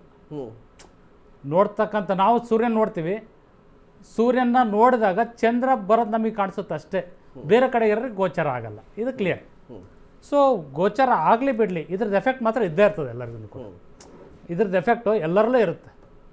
ದೇವತೆಗಳಲ್ಲಿ 3 ದೇವತೆಗಳು ತುಂಬ ಇಂಪಾರ್ಟೆಂಟ್ ಆಗಿರ್ತಕ್ಕಂಥ ದೇವತೆಗಳು. ಅಂದರೆ ನಾವು ಏನು ಪೂಜೆ ಪುನಸ್ಕಾರ ಮಾಡಲ್ಲ, ನಾವು ಯಾವ ಪೂಜೆನೂ ಮಾಡಿಸಲ್ಲ, ನಾವು ಏನು ಮಂತ್ರ ಹೇಳಲ್ಲ. ಅಂದರೆ ಈ 3 ಜನ ನೆನೆಸ್ಕೊಂಡ್ಬಿಟ್ರೆ ಲೈಫಲ್ಲಿ ಏನು ಬೇಕಾದ್ರೂ ಅಚೀವ್ಮೆಂಟ್ ಮಾಡಿಬಿಡ್ಬೋದು ಅಂತ ಒಂದು ಉದಾಹರಣೆ. ಇವತ್ತು ಸೂರ್ಯ ದೇವನಿಗೆ ಸಂಬಂಧಪಟ್ಟಂಥ ವಾರ, ಸೂರ್ಯ ದೇವನಿಗೆ ಸಂಬಂಧಪಟ್ಟಂಥದ್ದು ಗ್ರಹಣ ಮತ್ತು ಇದಕ್ಕೆ ಸಂಬಂಧಪಟ್ಟಂಥದ್ದು ಪಿತೃ ಕಾರ್ಯಗಳು ನಡೀತಾ ಇರ್ತಕ್ಕಂಥ ಸಂದರ್ಭ ಆಗಿರೋದ್ರಿಂದ ಬೆಳಗ್ಗೆ ಮತ್ತು ಸಾಯಂಕಾಲ ಸಮಯದಲ್ಲಿ ಸೂರ್ಯನಿಗೆ ಸಂಬಂಧಪಟ್ಟಂಥ ಸೂರ್ಯ ದೇವತೆಗಳು, ಸಪ್ತ ಋಷಿಗಳು, ಸೂರ್ಯ ದೇವತೆಗಳು, ಸಪ್ತ ಋಷಿಗಳು ಮತ್ತು ಪಿತೃಗಳನ್ನು ನಾವು ನೆನೆಸ್ಕೊಂಡಿದ್ದರೆ ಪ್ರತಿದಿನ 2 ಸಾರಿ ನಾವು ಯಾವ ಪೂಜೆ ಮಾಡೋದು ಬೇಕಾದ್ರೆ ಎಷ್ಟು ಬೇಕಷ್ಟು ಎನರ್ಜಿ ನಮಗೆ ಕೊಟ್ಬಿಡ್ತಾನೆ ಭಗವಂತ ಅಂತ. ಅಷ್ಟು ಪವಿತ್ರವಾಗಿರ್ತಕ್ಕಂಥ ಧರ್ಮ ನಮ್ಮದು. ಸೊ ನಾವೇನು ಮಾಡೋಣ, ಈಗ ನಾವೆಲ್ಲಿ ಹೋಗ್ತಾ ಇದ್ದೇವೆ ಅಂದರೆ ಸೂರ್ಯಗ್ರಹಣದ ಎಫೆಕ್ಟು ಅಲ್ಲಿ ಮಾತ್ರ ಆಗುತ್ತಾ ಅಥವಾ ನಮಗೆ ಆಗಲ್ವಾ ಅಂತ? ಖಂಡಿತವಾಗ್ಲೂ ನಮಗೂ ಕೂಡ ಎಫೆಕ್ಟ್ ಇದ್ದೇ ಇರುತ್ತೆ, ಆದರೆ ಗೋಚರ ಆಗಲ್ಲ ಅಷ್ಟೇ. ಅಲ್ಲಿ ಗೋಚಾರ ಇರುತ್ತೆ, ಅವ್ರಿಗೆ ನೇರವಾಗಿ ಕಾಣಿಸುತ್ತೆ, ನಮಗೆ ಕಾಣಿಸ್ತಾ ಇದ್ರು ಕೂಡ ಅದ್ರ ಎಫೆಕ್ಟ್ ಇದ್ದೇ ಇರುತ್ತೆ. ಬಟ್ ಇದ್ರ ಪ್ರಮಾಣ ನಾವು ಅಂದ್ಕೊಂಡಷ್ಟು ದೊಡ್ಡ ಪಾಠದಲ್ಲಿ ಏನೋ ನಮಗೇನು ಬದಲಾವಣೆ ತರ್ತಕ್ಕಂಥ ವಿಚಾರ ಅಲ್ಲ. ಸೊ ನಮ್ಮ ಜೀವನ ಹೆಂಗೆ ನಡೀತಾ ಇದೆ ಅಂದರೆ ನಮ್ಮ ಹಿಂದೂಗಳ ಸಂಪ್ರದಾಯದಲ್ಲಿ ಮಾತ್ರ ಉಲ್ಲೇಖ ಇರ್ತಕ್ಕಂಥದ್ದು. ನೋಡಿ, ಈ ಗಂಟೆ ಇದ್ದಂಗೆ ಪ್ರಕೃತಿ ಇನ್ನೊಂದು ಗಂಟೆಯಲ್ಲಿ ಇರಲ್ಲ. ಮಜಾ ಇದು. ಹೌದು ಸರ್. ಈಗ 1 ಗಂಟೆ ಇದೆಯಲ್ಲ ಸರ್, ಇದು ಸೂರ್ಯನ ಸಮಯ. ನೆಕ್ಸ್ಟ್ ಬರ್ತಕ್ಕಂಥದ್ದು ಶುಕ್ರನ ಸಮಯ, ಅದ್ರ ನೆಕ್ಸ್ಟ್ ಬರ್ತಕ್ಕಂಥದ್ದು ಬುಧನ ಸಮಯ. ನಾವು ಗಡಿಯಾರನ ಆ ಥರ ನೋಡ್ಬೇಕಂತ ಹೇಳ್ಕೊಟ್ಬಿಡ್ತಾರೆ ಯಾವತ್ತನ. ಅರ್ಥ ಆಯ್ತಲ್ಲ? ಸೊ ಇವಾಗ ಇರ್ತಕ್ಕಂಥ ಅಯಸ್ಕಾಂತೀಯ ಗುಣ ನೆಕ್ಸ್ಟ್ 1 ಅವರಲ್ಲಿ ಇರಲ್ಲ. ಭಾನುವಾರ ಇರ್ತಕ್ಕಂಥ ಎನರ್ಜಿ ಸೋಮವಾರ ಇರಲ್ಲ. ಅರ್ಥ ಆಯ್ತಲ್ಲ ಸರ್? ಅದು ಒಂದು ದಿನ ಆಗ್ಬೇಕಂದ್ರೆ ಒಂದು ದಿನ ಇರ್ತಕ್ಕಂಥ ಎನರ್ಜಿ ಇನ್ನೊಂದು ದಿನ ಇರಲ್ಲ. ಬುಧವಾರ ಇರಲ್ಲ, ಗುರುವಾರ ಇರಲ್ಲ, ಶನಿವಾರ ಮದುವೆನೇ ಮಾಡಲ್ಲ, ಮಂಗಳವಾರ ಇನ್ನೊಂದು ಕೆಲಸ ಮಾಡಲ್ಲ. ಸೊ ನೋಡಿ, ಪ್ರತಿದಿನ ಆ ಎನರ್ಜಿಟಿಕ್ ನಮ್ಗೆ ಗೊತ್ತು ಏನಂತ, ವಾಟ್ ಇಸ್ ದಟ್ ಅಂತ. ಈ ಚಂದ್ರನ ಎನರ್ಜಿ ಬೇರೆ ನೋಡಿ. 15 ದಿನ ಸುಮ್ಮನೆ ಇದ್ರೆ 15 ದಿನ ಹುಣ್ಣಿಮೆ ಬರ್ತದೆ, 15 ದಿನ ಅಮಾವಾಸ್ಯೆ ಬರ್ತದೆ. ಭೂಮಿ ಸುತ್ತಿದ್ರೆ 1 ದಿನ ಆಗುತ್ತೆ, ಚಂದ್ರ ಸುತ್ತಿದ್ರೆ 15 ದಿನ ಲೆಕ್ಕಾಚಾರ ಇರುತ್ತೆ. ಅದೇ ಸೂರ್ಯನನ್ನು ನಮ್ಮ ಭೂಮಿ ಸುತ್ತಿದ್ರೆ 1 ವರ್ಷಗಳ ಕಾಲ ಆಗುತ್ತೆ. ಸೊ ಪ್ರತಿದಿನವೂ ಕೂಡ ಎನರ್ಜೆಟಿಕ್ ಮೇಲೆ ನಡೀತಾ ಇರ್ತಕ್ಕಂಥದ್ದಾಗಿರೋದ್ರಿಂದ ಈ ಒಂದು ಸೂರ್ಯಗ್ರಹಣ ಎಲ್ಲದ್ರ ಮೇಲೂ ಕೂಡ ಅದು ಎಫೆಕ್ಟ್ ಇದ್ದೇ ಇರ್ತದೆ. ಆದರೆ ಅದರದ್ದು ತೋರ್ಸಿ ಗೊತ್ತಾಗಲ್ಲ, ಗೋಚರ ಆಗಲ್ಲ, ನಮ್ಗೆ ಅರ್ಥ ಆಗಲ್ಲ. ನಮ್ಮ ದೇಶದಲ್ಲಿ ನಡೆದ್ರೂ ಕೂಡ ಅರ್ಥ ಆಗಲ್ಲ, ಎಲ್ಲ ನಡೆದ್ರೂ ಕೂಡ ಅರ್ಥ ಆಗಲ್ಲ. ಸೊ ಈ ವರ್ಷದ ಕೊನೆಯಲ್ಲಿರ್ತಕ್ಕಂಥ ಇದು ತುಂಬ ವಿಶೇಷವಾಗಿರ್ತಕ್ಕಂಥ ದಿನ. ಸೂರ್ಯನಿಗೆ ಸಂಬಂಧಪಟ್ಟಂಥ ಎಲ್ಲ ಕಾರಕತ್ವಗಳ ಮೇಲೆ ವ್ಯತ್ಯಾಸವನ್ನು ತಂದು ಕೊಡ್ತಾರೆ. ಅದು ನಮಗೆ ಗ್ರಹಿಸಕ್ಕಾಗಲ್ಲ, ನಮಗೆ ಗೊತ್ತಾಗಲ್ಲ. ನಮಗೆ ಗೊತ್ತಿಲ್ಲದೆ ನಮ್ಮ ಕೆಲಸ ಏನು ಮಾಡಬೇಕು ಮಾಡಿಸ್ತಾ ಹೋಗ್ತಾನೆ. ಫಾರ್ ಎಕ್ಸಾಂಪಲ್, ಯಾರೋ ಸುಮ್ಮನೆ ಮನೆಯಲ್ಲಿ ಆರಾಮಾಗಿರ್ತಕ್ಕಂಥ ವಯಸ್ಸಾಗಿರ್ತಕ್ಕಂಥವ್ರು ಇರ್ತಾರೆ, ಅಥವಾ ಗೃಹಿಣಿಯರು ಇರ್ತಾರೆ. ಸಣ್ಣ ಪುಟ್ಟದ್ರಲ್ಲಿ ಅವ್ರದ್ದೆಲ್ಲ ಕೆಲಸಗಳು ಮುಗಿದೋಗ್ಬಿಡುತ್ತೆ. ದೊಡ್ಡ ದೊಡ್ಡ ನಿರ್ಧಾರ ತಗೊಳ್ತಕ್ಕಂಥ ಸುಮಾರು ಜನಗಳಲ್ಲಿ ಇದ್ರದ್ದು ಪರಿಣಾಮ ತುಂಬ ಯಥೇಚ್ಛವಾಗಿರ್ತದ. ಸೊ ಈ ಒಂದು ದೃಷ್ಟಿಕೋನದ ಮೇಲೆ ಪ್ರತಿಯೊಂದು ಕೂಡ ಅಯಸ್ಕಾಂತೀಯ ಗುಣದಲ್ಲಿ ಇರ್ತಕ್ಕಂಥ ಕಾರ್ಯಕ್ರಮ ಆಗಿರೋದ್ರಿಂದ, ಮೊನ್ನೆ ಚಂದ್ರನದು ವೀಕ್ ಇತ್ತು, ಸಮಸ್ಯೆ. ಸೂರ್ಯನದು ವೀಕ್ ಇದೆ, ಸಮಸ್ಯೆ. ಎಲ್ಲದರ ಮೇಲೆ ಪರಿಣಾಮ ಬರುತ್ತೆ ಸರ್. ನಾವೀಗ ದೇಶ ಕಾಲ ವರ್ತಮಾನ ಅಂತ ನೋಡ್ತೀವಿ. ನಾವು ಮನುಷ್ಯರ ಮೇಲೆ ಪರಿಣಾಮ, ಮನುಷ್ಯನ ಮೇಲೆ ಪರಿಣಾಮ, ದೇಶದ ಮೇಲೆ ಪರಿಣಾಮ, ಪ್ರಕೃತಿ ಮೇಲೆ ಪರಿಣಾಮ, ಎಲ್ಲದರ ಮೇಲೆ ಪರಿಣಾಮ ಬಿದ್ದೇ ಬೀರುತ್ತೆ. ಸೊ ನಾವು ಜಾಗೃತಿಯಿಂದ ಇರಬೇಕಷ್ಟೇ. ಈ ಒಂದು ಸಮಯ ನಮ್ಮನ್ನು ಸೂರ್ಯನ ಗೋಚಾರವು ನಮಗೆ ಜಾಗೃತಿಯನ್ನು ಮೂಡಿಸ್ತಕ್ಕಂಥ ಸಮಯ ಆಗಿರೋದ್ರಿಂದ ನಾವು ಹುಷಾರಾಗಿರಬೇಕು ಸೂರ್ಯನ ಕಾರಕತ್ವಕ್ಕೆ ಸಂಬಂಧಪಟ್ಟಂತೆ. ಓಕೆ, ರವಿಕುಮಾರ್ ಪಂಡಿತರೆ, ನೋಡಿ, ಈಗ ಪಿತೃಪಕ್ಷ ದಿನವೇ ಸೂರ್ಯಗ್ರಹಣ ಬಂದಿದೆ. ಶ್ರಾದ್ದ ಕಾರ್ಯವನ್ನು ಮಾಡಬಹುದಾ ಮಾಡಬಾರ್ದಾ ಅಂತ ಒಂದಿಷ್ಟು ಗೊಂದಲ ಇತ್ತು. ಮಾಡಬಹುದಂದ್ರೆ ಯಾವ ಸಮಯದಲ್ಲಿ ಮಾಡಬೇಕು, ಹೇಗೆ ಮಾಡಬೇಕು ಅಂತ? ಸರ್, ಈಗ ಸೂರ್ಯಗ್ರಹಣದ ಸಮಯವನ್ನು ನಾವು ಮೊದಲು ತಿಳ್ಕೊಳ್ಬೇಕಾಗತ್ತೆ. ಈ ದಿನ ರಾತ್ರಿ 10:59 ಸೂರ್ಯಗ್ರಹಣ ಪ್ರಾರಂಭ ಆಗ್ತಾಯಿದೆ. ಪ್ರಾರಂಭಿಕ ಸಮಯ ಅದು. ಗರಿಷ್ಠ ಸಮಯ ಅಂತ ಹೇಳ್ತೀವಿ. ಅಂದರೆ ಮಧ್ಯಂತರ ಗ್ರಹಣ ಬಂದು 1:11 ಪ್ರಸ್ತಾವನೆಯಲ್ಲಿದೆ. ಅದಾದ ನಂತರ ಅಂತ್ಯಕಾಲ ಮುಂಜಾನೆ 3:23 ಅಂದರೆ ಪ್ರಾತಃ ಕಾಲ. ಅಂದರೆ ನಾಳೆ ದಿನ 22ನೇ ತಾರೀಕು ಬೆಳಗಿನ ಜಾವ 3:23 ಗ್ರಹಣದ ಅಂತ್ಯಕಾಲ ಇದೆ. ಯಾಕೆ ನಮಗೆ ಗೋಚಾರ ಇಲ್ಲ ಅನ್ನೋದನ್ನು ಎಲ್ಲರಿಗೂ ಅರ್ಥ ಆಗ್ತದೆ. ನಮಗೆ ರಾತ್ರಿಯಲ್ಲಿದೆ, ಆದ್ದರಿಂದ ಸೂರ್ಯ ರಾತ್ರಿ ಹೊತ್ತು ಗೋಚಾರ ಆಗ್ತಾರ? ಖಂಡಿತ ಇಲ್ಲ. ಯಾವ ದೇಶಗಳಿಗೆ ಅವನು ಗೋಚಾರ ಆಗ್ತಾ ಇದ್ದಾರೆ ಅಲ್ಲಿಗೆ ಅದರ ಒಂದು ಪ್ರಭಾವ ಇರುತ್ತೆ ಅಂತ. ಆದ್ದರಿಂದ ನಮಗೆ ಸೂತಕ ಇದ್ಯಾವುದೂ ಇಲ್ಲ. ಆದರೆ ಅದನ್ನೇ ಹೇಳಿದ್ದು ಈ ಬಾರಿ ಇದು ಒಂದು ಏನು ವಿಶೇಷ ಅಂದರೆ ಶನಿಯಿಂದ ಸಂಸಪ್ತಕ ಯೋಗ ಅಂತ ಹೇಳಿ ಒಂದು ಯೋಗ ಪ್ರಾರಂಭ ಆಗಿದೆ. ಅದೇನೆಂದರೆ ಶನೇಶ್ವರ ಮೀನರಾಶಿಯಲ್ಲಿ ಕೂತ್ಕೊಂಡು ಕನ್ಯಾ ರಾಶಿಯನ್ನು ದೃಷ್ಟಿಸ್ತಾ ಇದ್ದಾರೆ, ಸಪ್ತಮ ಸ್ಥಾನವನ್ನು ದೃಷ್ಟಿ ಮಾಡ್ತಾ ಇದ್ದಾರೆ. ಆ ದೃಷ್ಟಿಯನ್ನು ಮಾಡಿದಾಗ ಅಲ್ಲಿ ಈ ದಿನ ಈಗಾಗಲೇ ರವಿ ಮತ್ತು ಬುಧ ಇಬ್ಬರೂ ಕೂಡ ಸ್ಥಿತರಾಗಿದ್ದಾರೆ. ಇದರ ಜೊತೆಯಲ್ಲಿ ಈ ದಿನ ಸಂಜೆ ಚಂದ್ರ ಕೂಡ ಆ್ಯಡ್ ಆಗ್ತಾನೆ, ಅಲ್ಲಿ ಗ್ರಹಣ ನಡೆಯುತ್ತೆ. ಇವರ ಮೇಲೆ ಸಪ್ತಮ ಸ್ಥಾನದಿಂದ ನೇರವಾಗಿ ದೃಷ್ಟಿ ಬೀಳ್ತಾರೆ. ಜೊತೆಗೆ ಎಲ್ಲರಿಗೂ ಗೊತ್ತು ವೀಕ್ಷಕರಿಗೆ ಈಗಾಗಲೇ ಜ್ಯೋತಿಷ್ಯ ಶಾಸ್ತ್ರದಲ್ಲಿ ಏನು ಹೇಳ್ತಾ ಇದೆ ಅಂದರೆ ಶನೇಶ್ವರ ಸ್ವಾಮಿ ವಕ್ರೀಗತಿಯಲ್ಲಿದ್ದಾರೆ. ವಕ್ರೀಗತಿಯಲ್ಲಿದ್ದಾಗಲೇ ಕೆಲವೊಂದೆಲ್ಲ ಸೂಕ್ಷ್ಮ ಚಲನವಲನಗಳು, ಹಲವಾರು ರೀತಿಯಲ್ಲಿ ತೊಂದರೆಗಳು, ನಾನಾ ವಿಧವಾದ ಸಂಕಷ್ಟಗಳು ಬರ್ತವೆ. ಈಗ ಉದಾಹರಣೆಗೆ ಏನಂದರೆ ತುಂಬ ಅತಿವೃಷ್ಟಿ ಆಗ್ತದೆ, ಎಲ್ಲ ಕಡೆ ಮಳೆಯನ್ನು ತಾವು ನೋಡಿದ್ದೀರಾ. ಹಲವಾರು ಕಡೆ ಪ್ರವಾಹಗಳು ಉಂಟಾಗಿದೆ, ಹಲವಾರು ರಾಜ್ಯಗಳಲ್ಲಿ ನೆರೆ ಆಗಿದೆ, ಅತಿ ಹೆಚ್ಚಿನ ನೀರು ಬಂದಿದೆ, ತೊಂದರೆ ಆಗ್ತಾಯಿದೆ. ಕೆಲವರಿಗೆಲ್ಲ ಮಳೆನೇ ಇಲ್ಲ, ಬರಗಾಲ ಆಗಿದೆ. ಈ ಥರದ್ದೆಲ್ಲ ಗ್ರಹಣ ಕಾಲದಲ್ಲಿ ಆಗ್ತದೆ. ಇದೇ ಗ್ರಹಣ ಅಂದರೆ ಯಾಕೆ ಗ್ರಹಣ ಅಂದರೆ ಎದುರ್ತಾ ಇದ್ದೀರಾ? ಎರಡು ಗ್ರಹಣಗಳು ಒಟ್ಟಿಗೆ ಬಂದಿದೆ. ನಮಗೊಂದು ಗೋಚಾರ ಇಲ್ಲ, ಚಂದ್ರಗ್ರಹಣನ ನಾವು ಕಣ್ತುಂಬ ನೋಡೋದು, ನಾವು ಸೂರ್ಯಗ್ರಹಣ ನೋಡಿಲ್ಲ. ಅದು ಬಿಟ್ಟರೆ ಈ ರೀತಿಯ ಗ್ರಹಣ ಈ ಗ್ರಹಣಕ್ಕೆ ಉದಾಹರಣೆ ಏನು ಕೊಡ್ತಾ ಇದ್ದಾರೆ ಅಂದರೆ ಹಿಂದೆ ಇದೇ ರೀತಿ 2 ಗ್ರಹಣಗಳ ನಡುವೆನೇ ನಮ್ಮ ಮಹಾಭಾರತ ಯುದ್ಧ ನಡೀತು ಅಂತ. 18 ದಿನಗಳ ಯುದ್ಧ ಏನು ನಡೀತು, ಆ 18 ಯುದ್ಧಗಳ ಈ ಒಂದು 2 ಗ್ರಹಣಗಳ ಮಧ್ಯಕಾಲದಲ್ಲೇ ಪ್ರಾರಂಭವಾಗಿ ಯಾವ್ಯಾವ ರೀತಿ ನಷ್ಟಗಳು ಉಂಟಾಯಿತು, ಎಷ್ಟು ಜನ ಅಲ್ಲಿಂದ ತೊಂದರೆಗೀಡಾದರು, ಅಲ್ಲಿಂದ ಯಾವ ರೀತಿಯಲ್ಲಿ ತೊಂದರೆಗಳಾಯಿತು ಅಂತ ಹೇಳಿ ವಿವರಣೆ ಕೊಡ್ತವೆ. ಅದೇ ರೀತಿಯಾಗಿ ಇನ್ನೊಂದು ಉದಾಹರಣೆಯನ್ನು ಕೂಡ ಕಾಲಜ್ಞಾನ ಹೇಳುತ್ತೆ. 1980ನೇ ಇಸ್ವಿ ಆ ಸಮಯದಲ್ಲಿ ಇಂದಿರಾ ಗಾಂಧಿರವರ ಆಡಳಿತ ಇತ್ತು, ಪ್ರಧಾನಿ ಇಂದಿರಾ ಗಾಂಧಿರವರ ಆಡಳಿತ ಇತ್ತು. ಆ ಸಮಯದಲ್ಲೂ ಕೂಡ ಅವರ ಅಧಿಕಾರವೇ ಕಸಿದುಕೊಂಡ್ರು. ಜನತಾದಳ ಅಂತ ಒಂದು ಸರ್ಕಾರ ಆ ಸಮಯದಲ್ಲಿ ಅವರ ಸರ್ಕಾರವಾದ ಅಸ್ತಿತ್ವವನ್ನೇ ಬುಡಮೇಲು ಮಾಡೋದಕ್ಕೆ ಪ್ರಯತ್ನಪಟ್ಟು ಎಲ್ಲ ನಾನಾ ವಿಧವಾಗಿ ತೊಂದರೆ ಆಯಿತು. ಮಾನ್ಯ ಇಂದಿರಾ ಗಾಂಧಿರವರ ಪುತ್ರ ಸಂಜಯ್ ಗಾಂಧಿ ಅವರು ಕೂಡ ಆ ಸಮಯದಲ್ಲೇ ಒಂದು ವಿಮಾನ ಅಪಘಾತಕ್ಕೆ ಈಡಾಗಿ ತೀರಿಕೊಂಡ್ರು ಅಂತ ಕೂಡ ಇದೆ. ಹೀಗಾಗಿ ಈ ಸೂರ್ಯಗ್ರಹಣ ಚಂದ್ರಗ್ರಹಣ 2 ನಡುವೆಗಳು ಬಂದಾಗ ಹಲವಾರು ರೀತಿಯಲ್ಲಿ ವೈಪರೀತ್ಯಗಳು ಬರ್ತವೆ. ಹವಾಮಾನ ವೈಪರೀತ್ಯ ಆಗುತ್ತೆ, ಭೂಮಿಯಲ್ಲಿ ಹಲವಾರು ರೀತಿಯಲ್ಲಿ ತೊಂದರೆಗಳಾಗುತ್ತೆ. ಹೀಗೆ ಹೇಳಿದಾಗೆ ಪ್ರವಾಹಗಳು, ಭೂಕಂಪನಗಳು ಇವೆಲ್ಲವೂ ಕೂಡ ಈಗ ಆಗ್ಲೇ ನಡೀತಾ ಇದೆ. ಅದ್ರ ಜೊತೆಯಲ್ಲಿ ಮನುಷ್ಯನ ಮನಸ್ಸಿನ ಮೇಲೆ ಇದು ನಡೀತಾ ಇರೋದು. ಈ ಬಾರಿಯ ಗ್ರಹಣ ಏನು ಅಂದರೆ ಮೇಷ, ಸಿಂಹ, ಕನ್ಯಾ, ವೃಶ್ಚಿಕ, ಧನಸ್ಸು ಮತ್ತು ಕುಂಭರಾಶಿ ಈ ಒಂದು 6 ರಾಶಿಗಳವರ ಮೇಲೆ ಪ್ರಭಾವವನ್ನು ಅತಿ ಹೆಚ್ಚಾಗಿ ಬೀರುತ್ತೆ. ಆದ್ದರಿಂದ ಈ ರಾಶಿಯವರು ಅತಿ ಹೆಚ್ಚಿನ ಒಂದು ಎಚ್ಚರಿಕೆಯಲ್ಲಿ ಇರಬೇಕು. ಜೊತೆಗೆ ಯಾವಾಗಲೂ ಕೂಡ ಭಗವಂತನ ಸ್ಮರಣೆ ಇರಲಿ, ಧ್ಯಾನವಿರಲಿ ಅಂತ. ಗ್ರಹಣ ಕಾಲದಲ್ಲಿ ನೀವು ಭಗವಂತನ ಸ್ಮರಿಸಿ. ಈ ದಿನ ವಿಶೇಷ ಇನ್ನೊಂದೇನೆಂದರೆ ಸೂರ್ಯನನ್ನು ಜಪಿಸಿ. ಗುರುಗಳು ಮಾತಾಡ್ತಾ ಇರು. ಈ ದಿನ ವಿಶೇಷವಾಗಿ ಭಾನುವಾರ ಬಂದಿದೆ, ಪಿತೃ ಅಮಾವಾಸ್ಯೆ, ಮಹಾಲಯ ಅಮಾವಾಸ್ಯೆ ಬಂದಿದೆ, ಜೊತೆ ಗ್ರಹಣ ಕಾಲ 3 ಸೇರಿದೆ. ಎಷ್ಟು ಒಳ್ಳೆಯ ದಿನ. ನಾವು ಕೆಟ್ಟ ದಿನ ಅಂತ ಯಾಕೆ ಅಂದ್ಕೊಳ್ಳೋಣ? ಭಗವಂತನ ಸ್ಮರಣೆಗೆ ಈ ದಿನ ಒಂದೊಂದು ನಾಮ ಓಂ ನಮಃ ಶಿವಾಯ ಅಂತ 1 ಬಾರಿ ನೀವು ಅನ್ನೋದಾದರೆ ಅದು 1 ಲಕ್ಷ ಜಪಕ್ಕೆ ಸಮ. ಅಷ್ಟು ಶ್ರೇಷ್ಠವಾದ ದಿನ ಈ ದಿನ ಅಂತ. ಆದ್ದರಿಂದ ಗ್ರಹಣ ಕಾಲ 10:59 3:11 ಬೆಳಗಿನ ಜಾವದವರೆಗೂ ತಾವು ತಪಸ್ಸಿನಲ್ಲಿ, ಧ್ಯಾನದಲ್ಲಿ ಮಗ್ನರಾಗಿ ಭಗವಂತನ ಸ್ಮರಣೆ ಮಾಡಿ, ನಿಮ್ಮ ಪಿತೃಗಳಿಗೆ ತರ್ಪಣ ಕೊಡಿ. ಈ ದಿನ ತರ್ಪಣದಲ್ಲಿ ನೋಡಿ, ನಾವು ಯಾರು ಎಲ್ಲೂ ಕೂಡ ಉಲ್ಲೇಖ ಮಾಡಿಲ್ಲ ಬೆಳಗಿನ ಜಾವ ತರ್ಪಣ. ಯಾಕಂದರೆ ಅಮಾವಾಸ್ಯೆ ಶುರುವಾಗಿರೋದು ನಿನ್ನೆ ರಾತ್ರಿ, ಅಂದರೆ 20ನೇ ತಾರೀಕು ಮಧ್ಯರಾತ್ರಿಯಲ್ಲಿ, 21ನೇ ತಾರೀಕು ಬೆಳಗಿನ ಜಾವ 1 ಗಂಟೆಯಿಂದಲೇ ಪ್ರಾರಂಭ ಆಗಿದೆ. ಆದ್ದರಿಂದ ಅದಕ್ಕೂ ಇದಕ್ಕೂ ಯಾವ ಎಫೆಕ್ಟ್ ಇಲ್ಲ. ನಾವು ಎಲ್ಲ ಕೂಡ ಏನು ಪಿತೃ ತರ್ಪಣಗಳಿದೆ ಇದೆಲ್ಲವೂ ಕೂಡ ಸಂಜೆ ಒಳಗಡೆ ಮುಗಿಸ್ಕೋಬೋದು. ಸೂತಕವೂ ಇಲ್ಲದೇ ಇರೋದ್ರಿಂದ ನೀವು ರಾತ್ರಿಯವರೆಗೂ ಕೂಡ ಮಾಡ್ಕೊಳ್ಬೋದು ಅಂತಲೇ ಇದೆ. ಅದು ಯಾವುದೂ ಅಡ್ಡಿ ಇಲ್ಲ. ಆದರೆ ಈ ಸಮಯದಲ್ಲಿ ದಯವಿಟ್ಟು ಆದಷ್ಟು ನಿಮ್ಮ ಪಿತೃಗಳನ್ನು ನೆರೆಯಿರಿ, ಅವರ ಸಂಸ್ಮರಣೆ ಮಾಡಿ, ದಾನ ಧರ್ಮಗಳನ್ನು ಯಥೇಚ್ಛವಾಗಿ ಮಾಡಿ. ದಾನ ಧರ್ಮಗಳು ಅಂದಾಗೇನು ನಾವು ಹೇಳ್ತೀವಿ, ದಾನ ಧರ್ಮ ಅಂತ ಬಂದಾಗ ಯಾರಿಗೆ ಕೊಡಬೇಕು? ನಿಮ್ಮ ತಂದೆ ತತ್ಸಮಾನರು, ನೋಡಿ, ತಂದೆ ಅಂದರೆ ಜಗತ್ತಿಗೆ ತಂದೆ ಸೂರ್ಯ. ನಿಮ್ಮ ತಂದೆಯ ತತ್ಸಮಾನ ಯಾರು? ಚಿಕ್ಕಪ್ಪ ನಿಮ್ಮ ತಂದೆಯೇ ಅಲ್ವಾ? ನಿಮ್ಮ ಸೋದರ ಮಾವ ನಿಮ್ಮ ತಂದೆಯ ಸಮಾನರಲ್ವಾ? ಅವ್ರು ಯಾರೂ ಇಲ್ಲ. ನಿಮ್ಮ ಮನೆ ಅಕ್ಕಪಕ್ಕದಲ್ಲಿ ಯಾರೋ ವಯಸ್ಸಾದ ವೃದ್ಧರಿದ್ದಾರೆ, ನಿಮ್ಮ ತಂದೆಯ ತತ್ಸಮಾನರು. ನಿಮ್ಮ ತಂದೆ ನಿಮ್ಮ ಜೊತೆಗಿಲ್ಲ, ಅವ್ರಿಗೆ ತರ್ಪಣಾದಿಗಳು ಕೊಡಬೇಕು. ಅವ್ರಿಗೆ ಹಾಕೊಳ್ಳೋಕೆ ಬಟ್ಟೆ ಇಲ್ಲ, ಕೊಡ್ಬೋದಲ್ವಾ? ನಮ್ಮ ಕೈಯಿಂದ ದಾನ ಕೊಟ್ಟರೆ ಯಥೇಚ್ಛವಾಗಿ ದಾನ ಅನಿಸ್ಕೊಳ್ಳುತ್ತೆ. ಯಾರಿಗೊಬ್ರು ಕಾಲಲ್ಲಿ ಬರಿಗಾಲಲ್ಲಿ ಓಡಾಡ್ತಾ ಇದ್ದಾರೆ, ಚಪ್ಪಲಿನೇ ಇಲ್ಲ, ಅವ್ರಿಗೆ ಚಪ್ಪಲಿ ತೊಗೊಳೋದಕ್ಕೂ ಕೂಡ ಶಕ್ತರಲ್ಲ. ಅಂಥ ಬಡವರು ತುಂಬ ಜನ ಇದ್ದಾರೆ. ಅವರಿಗೆ ಚಪ್ಪಲಿಯನ್ನು ಕೊಡಿದ್ರೆ, ಪಾದರಕ್ಷೆಯನ್ನು ಕೊಟ್ಟರೆ ಅದು ಒಂದು ಮಹತ್ ದಾನ. ಅದ್ರ ಜೊತೆಯಲ್ಲಿ ಒಂದು ಊಟ ಅನ್ನದಾನಕ್ಕಿಂತ ಶ್ರೇಷ್ಠವಾದ ದಾನವೇ ಇಲ್ಲ ಅಂತ ಹೇಳ್ತಾರೆ. ಈ ದಿನ ನಿಮ್ಮ ಕೈಲಾದಷ್ಟು ಅನ್ನದಾನವನ್ನು ಮಾಡಿ. ಈ ದಿನ ಅಂತಲೇ ಇಲ್ಲ, ಗ್ರಹಣ ಕಳೆದ ನಾಳೆ ದಿನ ನೀವೊಂದು ಒಬ್ಬರಿಗೆ, ನಿಮ್ಮ ಕೈಯಿಂದ ಒಬ್ಬರಿಗೆ ನಿಮ್ಮ ಕೈಲಾದಂಥ ಅನ್ನದಾನದ ಸೇವೆಯನ್ನು ಮಾಡಿ. ಈ ರೀತಿಯಾಗಿ ಮಾಡ್ತಾ ಬನ್ನಿ. ಭಗವಂತನ ಸಂಸ್ಮರಣೆ ಮಾಡಿ. ಜಗತ್ತಿಗೆ ಮೃತ್ಯುಂಜಯ ಅಂತ ನಾನು ಯಾವಾಗಲೂ ಹೇಳ್ತಾ ಇರ್ತೀನಿ. ಶಿವನೇ ಈ 9 ನವಗ್ರಹಗಳನ್ನು ಸೃಷ್ಟಿಕರ್ತ.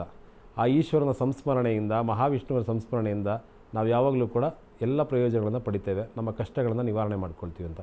ಭಗವಂತನ ನಾಮಸ್ಮರಣೆ ಇರಲಿ, ಹರಿಹರರ ನಾಮಸ್ಮರಣೆ ಇರಲಿ ಅಂತೇಳಿ ಈ ಸಮಯದಲ್ಲಿ ತಿಳಿಸ್ತೀವಿ. ಅರುಣ್ ಗುರುಜಿ, ನೀವು ಆಗಲೇ ಹೇಳ್ತಾ ಇದ್ರಿ ನೆಗೆಟಿವ್ ತೊಂದರೆ 15 ದಿನಗಳಲ್ಲಿ ಇದು 2ನೇ ಗ್ರಹಣ ಅಲ್ವಾ? 2 ಗ್ರಹಣವನ್ನು ನೋಡ್ತಾ ಇದ್ವಿ. ಪಂಡಿತರು ಕೂಡ ಅದನ್ನೇ ಹೇಳ್ತಾ ಇದ್ರು. ಈ ಹಿಂದೆ ಕುರುಕ್ಷೇತ್ರ ಕೂಡ ನಡೆದಿತ್ತು, ಯುದ್ಧ ನಡೆದಿತ್ತು, ಇಂದಿರಾ ಗಾಂಧಿಯವರ ಸಾವಾಯಿತು, ಅಂದರೆ ಒಂದಿಷ್ಟು ಬದಲಾವಣೆಗಳಾಯಿತು, ಸಂಜಯ್ ಗಾಂಧಿಯವರ ಸಾವಾಯಿತು ಅಂತ ಹೇಳಿ. ಯಾಕೆ ಬರೀ ಸಮಸ್ಯೆಗಳು ಅಂತಲೇ ಬರುತ್ತಲ್ವಾ? ಅರೆ ಗ್ರಹಣ ಅಂತ ಹೇಳಿದ್ರೆ ಬರೀ ಸಮಸ್ಯೆನೇ ನೆನಪಾಗ್ತಾ ಇದೆ, ಏನು ಪಾಸಿಟಿವ್ ಏನು ಇರೋದಿಲ್ವಾ? ಇಲ್ಲ, ಪಾಸಿಟಿವ್ ತುಂಬ ಇದೆ, ಹುಷಾರಾಗಿರ್ತಕ್ಕಂಥ ತುಂಬ ಇದೆ. ನೆಗೆಟಿವ್ ಅಂತ ಏನಿಲ್ಲ. ಇವಾಗ ನೋಡಿ, ಇವಾಗ ಗ್ರಹಣ ನಡೀತಕ್ಕಂಥದ್ದು ರಾಶಿ ಬಂದ್ಬಿಟ್ಟು ಕನ್ಯಾ ರಾಶಿನ, ಸೊ 12ನೇ ಮನೆ ಬಂದ್ಬಿಟ್ಟು ಸಿಂಹ ರಾಶಿನ, ಸೂರ್ಯನ ಸ್ವಂತ ಮನೆ, ಅಲ್ಲಿ ಕೇತು ಇದ್ದಾನೆ. 100% ಒಂದು ರಾಜಕೀಯದಲ್ಲೋ ಅಥವಾ ತುಂಬ ಗಣ್ಯ ವ್ಯಕ್ತಿ ಒಬ್ರು ಗ್ಯಾರಂಟಿ ಅವ್ರಿಗೆ ತುಂಬ ನರಳ್ತಕ್ಕಂಥದ್ದು ಅಂತ ಹೋಗೇ ಬಿಡ್ತಕ್ಕಂಥದ್ದು ಈ ಮೂಮೆಂಟ್ ತೋರಿಸ್ತದ. ಶೋರ್ ಶಾಟ್, ಹೌದಾ? 100%. ಸೊ ಈ ಥರ ಇದು ಗ್ರಹಣದ ವಿಚಾರ ಅಂದರೆ ಅದ್ರ ಶಕ್ತಿ ಮೇಲೆ ಪ್ರಭಾವ ಅಂತ ನಾನು ಹೇಳ್ತಾ ಇದ್ದೇನೆ ಸರ್. ಗ್ರಹಣ ಅಂದರೆ ಎಲ್ಲದಕ್ಕೂ ಒಂದೇ ಥರ ಅಲ್ಲ, ಒಳಗೂ ಇರುತ್ತೆ, ಹೊರಗೂ ಇರುತ್ತೆ. ನಿನ್ನೆ ನಾವು ಮೊನ್ನೆ ಉಡುಪಿಗೆ ಹೋಗಿದ್ವಿ. ಉಡುಪಿನಲ್ಲಿ ಹೋದಾಗ ನಮ್ಮ ಸ್ನೇಹಿತರು ರಾಮಚಂದ್ರ ಪ್ರಭುಗಳು ಅಂತ, ಅವರು ನಾವು ಇಬ್ಬರು ಹೋದಾಗ ದೇವ್ರಿಗೆ ಕೈ ಮುಗಿದು ಪ್ರಾರ್ಥನೆ ಮಾಡಿ ದೇವ್ರನ್ನ ದರ್ಶನ ಮಾಡ್ತಾ ನಿಂತ್ಕೊಂಡಿದ್ವಿ. ಎಲ್ಲ ದರ್ಶನ ಮಾಡ್ಕೊಂಬಂದ್ವಿ. ಹಾಗೆ ಮಾತಾಡ್ತಿರಕಾರ ಅವ್ರು ಒಂದು ಮಾತು ಹೇಳಿದ್ರು, ಇಲ್ಲಿ ದೇವ್ರು ನನಗೆ ಸ್ವಲ್ಪ ಗೇಲಿ ಮಾಡಿ ವಿತಂಡವಾಗಿ ಮಾತಾಡ್ತಕ್ಕಂಥ ಜಾಸ್ತಿ, ಇಲ್ಲಿ ದೇವ್ರು ಇರ್ತಾರೇನೋ, ಯಾಕೆ ಇಲ್ಲಿ ಬಂದೆ ನಿನ್ನ ದೇವಸ್ಥಾನಕ್ಕೆ ಅಂತ ಕೇಳಿದೆ. ಅದಕ್ಕೆ ಅವ್ರು ಹೇಳ್ತಾರೆ ಏನಂದ್ರೆ, ಅವ್ರು ನೋಡಿ ಎಷ್ಟು ಎಷ್ಟು ಎಷ್ಟು ಪ್ರಜ್ಞವಾಗಿದೆ ನೋಡಿ ಅವ್ರ ಮನಸ್ಸು, ಮತ್ತು ಎಷ್ಟು ಮೆಚುರಿಟಿಯಿಂದ ಹೇಳ್ತಾರೆ ಮತ್ತು ಮುಗ್ಧತೆಯಿಂದ ಹೇಳ್ತಾರೆ. ಅಂದರೆ ಗುರುಗಳೇ, ನೀವು ಅದು ನೋಡ್ತಿರಲ್ಲ, ನೀವು ಅದನ್ನು ಕಲ್ಲು ಅನ್ಕೊಂಡು ನೋಡ್ರಿ, ಕೃಷ್ಣನೇ ಕಾಣಲ್ಲ, ಕೃಷ್ಣ ಅನ್ಕೊಂಡು ನೋಡ್ರಿ ಕಲ್ ಕಾಣಲ್ಲ ಅಂತ. ನಿಜ, ಹೌದು ಹೌದು, ಅರ್ಥ ಆಯ್ತಲ್ಲ ಸರ್? ಸೊ ನಾವು ಹೆಂಗೆ ನೋಡ್ತೀವಿ ಆ ದೃಷ್ಟಿಕೋನದ ಮೇಲೆ ಡಿಪೆಂಡ್ ಇರುತ್ತೆ, ಅರ್ಥ ಆಯ್ತಲ್ಲ? ಸೊ ಇದು ನೆಗೆಟಿವ್ ಎಫೆಕ್ಟ್ ಕೊಟ್ಟೇ ಕೊಡುತ್ತೆ. ಯಾವುದ್ಯಾವುದಕ್ಕೆ ಅಂದರೆ ಚಂದ್ರನಿಗೆ ಮತ್ತು ಸೂರ್ಯನಿಗೆ ಸಂಬಂಧಪಟ್ಟಂಥದ್ದು ನೇರವಾಗಿರ್ತಕ್ಕಂಥ ಎಫೆಕ್ಟ್ ಇವರಿಬ್ಬರಿಗೆ ಬರುತ್ತೆ. ಅದಕ್ಕೆ ನಾವು ದೇವತೆಗಳನ್ನ ಅದು ಸಮುದ್ರ ಮಂಥನ ಮಾಡಿ ರಾವು ಒಬ್ರು ಹೋಗಲ್ಲಿ ಕೂತ್ಕೊಂಡು ಕುಡಿತಿರ್ತಾರೆ, ವಿಷ್ಣು ಸುಂದರಿಯಾಗಿರ್ತಕ್ಕಂಥ ವೇಷ ಹಾಕ್ಬಿಟ್ಟು ಅವ್ರನ್ನೆಲ್ಲ ಈ ಕಡೆ ಮನಸ್ಸು ಹೇಳೋದು, ಅವ್ರಿಗೆಲ್ಲ ಕುಡಿಸ್ತಾರೆ. ಅವಾಗ ನಮ್ಮ ರಾವು ಅಲ್ಲಿ ಇರ್ತಾರೆ, ಇವ್ರಿಗೆ ಗೊತ್ತಾಗುತ್ತೆ, ಬಂದು ಹೇಳ್ತಾರೆ. ಯಾರು ಹೇಳ್ತಾರೆ? ಬಂದು ಸೂರ್ಯಚಂದ್ರ ಇಬ್ರು ಹೇಳ್ತಾರಂತೆ. ಅವಾಗ ಇವರು ಶ್ರೀ ಚಕ್ರ ಕಳಿಸ್ತಕ್ಕಂಥದ್ದು, ಅವ್ರು 2 ಭಾಗ ಮಾಡ್ತಕ್ಕಂಥದ್ದು. ನೇರವಾದ ಎಫೆಕ್ಟು ರಾಹು ಅವರಿಗೆ, ಕೇತು ಅವರಿಗೆ ಸೂರ್ಯಚಂದ್ರ ಮೇಲೆ ಬರುತ್ತೆ. ಅದಕ್ಕೆ ಈ ಗ್ರಹಣಗಳೆಲ್ಲ ಸೂರ್ಯಚಂದ್ರ ಮೇಲೆ ಜಾಸ್ತಿ ಎಫೆಕ್ಟ್. ಸೂರ್ಯ ಅಂದರೆ ಈ ಥರ ಇರ್ತಕ್ಕಂಥ ಒಂದು ಕಾರಕತ್ವಗಳು, ಚಂದ್ರ ಅಂದರೆ ಬೇರೆ ಥರದ ಕಾರಕತ್ವ ಆಗಿರೋದ್ರಿಂದ ಅದರ ಮೇಲೆ ಮನಸ್ಸಿಗೆ ಸಂಬಂಧಪಟ್ಟಂಥದ್ರ ಮೇಲೆ ನೇರವಾದ ಹೊಡ್ತಾ ಬಿಡುತ್ತೆ. ಸೊ ಅದು ಜನಗಳಲ್ಲಿ ತುಂಬ ಬದಲಾವಣೆನ ನಾವು ನೋಡ್ತಾ ಹೋಗ್ಬೋದು. ಸೂರ್ಯಗ್ರಹಣದಲ್ಲಿ ನಾವು ನೋಡ್ತೀವಿ 3 ವಿಧ. ಒಂದು ಗೋಚರ ಆಗಲ್ಲ, ಒಂದು ಸ್ವಲ್ಪ ಗೋಚರ ಆಗುತ್ತೆ, ಒಂದು ಪೂರ್ಣ ಗೋಚರ ಆಗುತ್ತೆ, 3 ವಿಧ. ಸೊ ಹೆಂಗ್ ಗೋಚರ ಆದರೂ ಕೂಡ ಸೂರ್ಯನ ನೆರಳು ಭೂಮಿಯ ಮೇಲೆ ಒಂದು ಸ್ವಲ್ಪ ಪ್ರಮಾಣ ತಪ್ಪದಾಗ ಅದ್ರ ಎಫೆಕ್ಟ್ ಸ್ವಲ್ಪ ಕಡಿಮೆ ಇರುತ್ತೆ. ಇವತ್ತಿರ್ತಕ್ಕಂಥದ್ದು 85% ನಮ್ಮ ಭೂಮಿ ಮೇಲೆ. ನಮಗೆ ಕಾಣಿಸಲ್ಲ ಅಂತ ಅದ್ರ ಎಫೆಕ್ಟ್ ಆಗಲ್ಲ ಅಂತಲ್ಲ, ಮಾಡೇ ಮಾಡ್ತದ. ಅದಕ್ಕೆ ಸಂಬಂಧಪಟ್ಟಂಥದ್ದು ಎಲ್ಲ ರಾಶಿಗಳ ಮೇಲೆ ಒಂದು ಚೂರು ಎಫೆಕ್ಟ್ ಕೊಡ್ತದ. ಅದನ್ನ ಇಟ್ಕೊಂಡ್ಬಿಟ್ಟು ಗೋಚರ ಹೇಳಕ್ ಹೋಗ್ಬಿಡ್ಬಾರ್ದು. ಗೋಚರ ಬೇರೆ. ಈ ಗ್ರಹಣದ ಎಫೆಕ್ಟ್ ಏನಪ್ಪ ಅಂದರೆ ಸೂರ್ಯನ ಪ್ರಭಾವ ಎಲ್ಲ ರಾಶಿಗಳ ಮೇಲೆ ವ್ಯತ್ಯಾಸ ಮಾಡೇ ಮಾಡುತ್ತೆ. ಆ ವ್ಯತ್ಯಾಸ ಮಾಡಿದ್ರೆ ಫಾರ್ ಎಕ್ಸಾಂಪಲ್ ನೋಡಿ, ಮೇಷರಾಶಿ ಅಲ್ಲಿ ತುಂಬ ಉಷ್ಣ ಇರ್ತಕ್ಕಂಥ ರಾಶಿ, ತುಂಬ ಕೋಪ ಇರ್ತಕ್ಕಂಥ ರಾಶಿ, ತುಂಬ ಬಲಿಷ್ಠ ರಾಶಿ, ಸೂರ್ಯ ಉಚ್ಚ ಸ್ಥಾನ ಆಗ್ಬಿಡ್ತಾನಲ್ಲಿ. ಸ್ವಲ್ಪ ಗ್ರಹಣ ಆಗಿರೋದ್ರಿಂದ ಸ್ವಲ್ಪ ಅದು ಒಳ್ಳೇದಾಗ್ತದೆ, ಪಾಸಿಟಿವ್ ಬರ್ತದೆ. ಹಿಂಗೆ ಈ ಥರ ಏನೇನು ಬರ್ತದ, ಏನೇನು ಹೋಗ್ತದೆ, ಈ ಥರ ಹೇಳ್ಬೇಕೆ ಹೊರತು ಗೋಚರ ಹೇಳ್ಬಿಡ್ಬಾರ್ದು. ಓಕೆ ಓಕೆ ಓಕೆ ಓಕೆ ಆಯಿತು. ರವಿಕುಮಾರ್ ಪಂಡಿತ್ರೆ, ನೀವು ಪಿತೃಗಳ ಪೂಜೆ ಮಾಡಬೇಕು ಅಂತ ಹೇಳಿದ್ರೆ, ಈಗ ಪಿತೃಪಕ್ಷ ಮಾಡಬೇಕು, ಏನಿದ್ರ ಮಹತ್ವ? ಪಿತೃಪಕ್ಷದ ಮಹತ್ವ ಏನು? ಯಾವ ರೀತಿ ಪೂಜೆ ಮಾಡಬೇಕು ಅಂತ ಹೇಳಿ. ಪಿತೃಪಕ್ಷದ ಮಹತ್ವ ಏನು ಅಂದರೆ ನಾವು ಯಾವಾಗಲೂ ಕೂಡ ಪಿತೃಗಳನ್ನು ಸಂಸ್ಮರಣೆ ಮಾಡಬೇಕು ಅಂತ.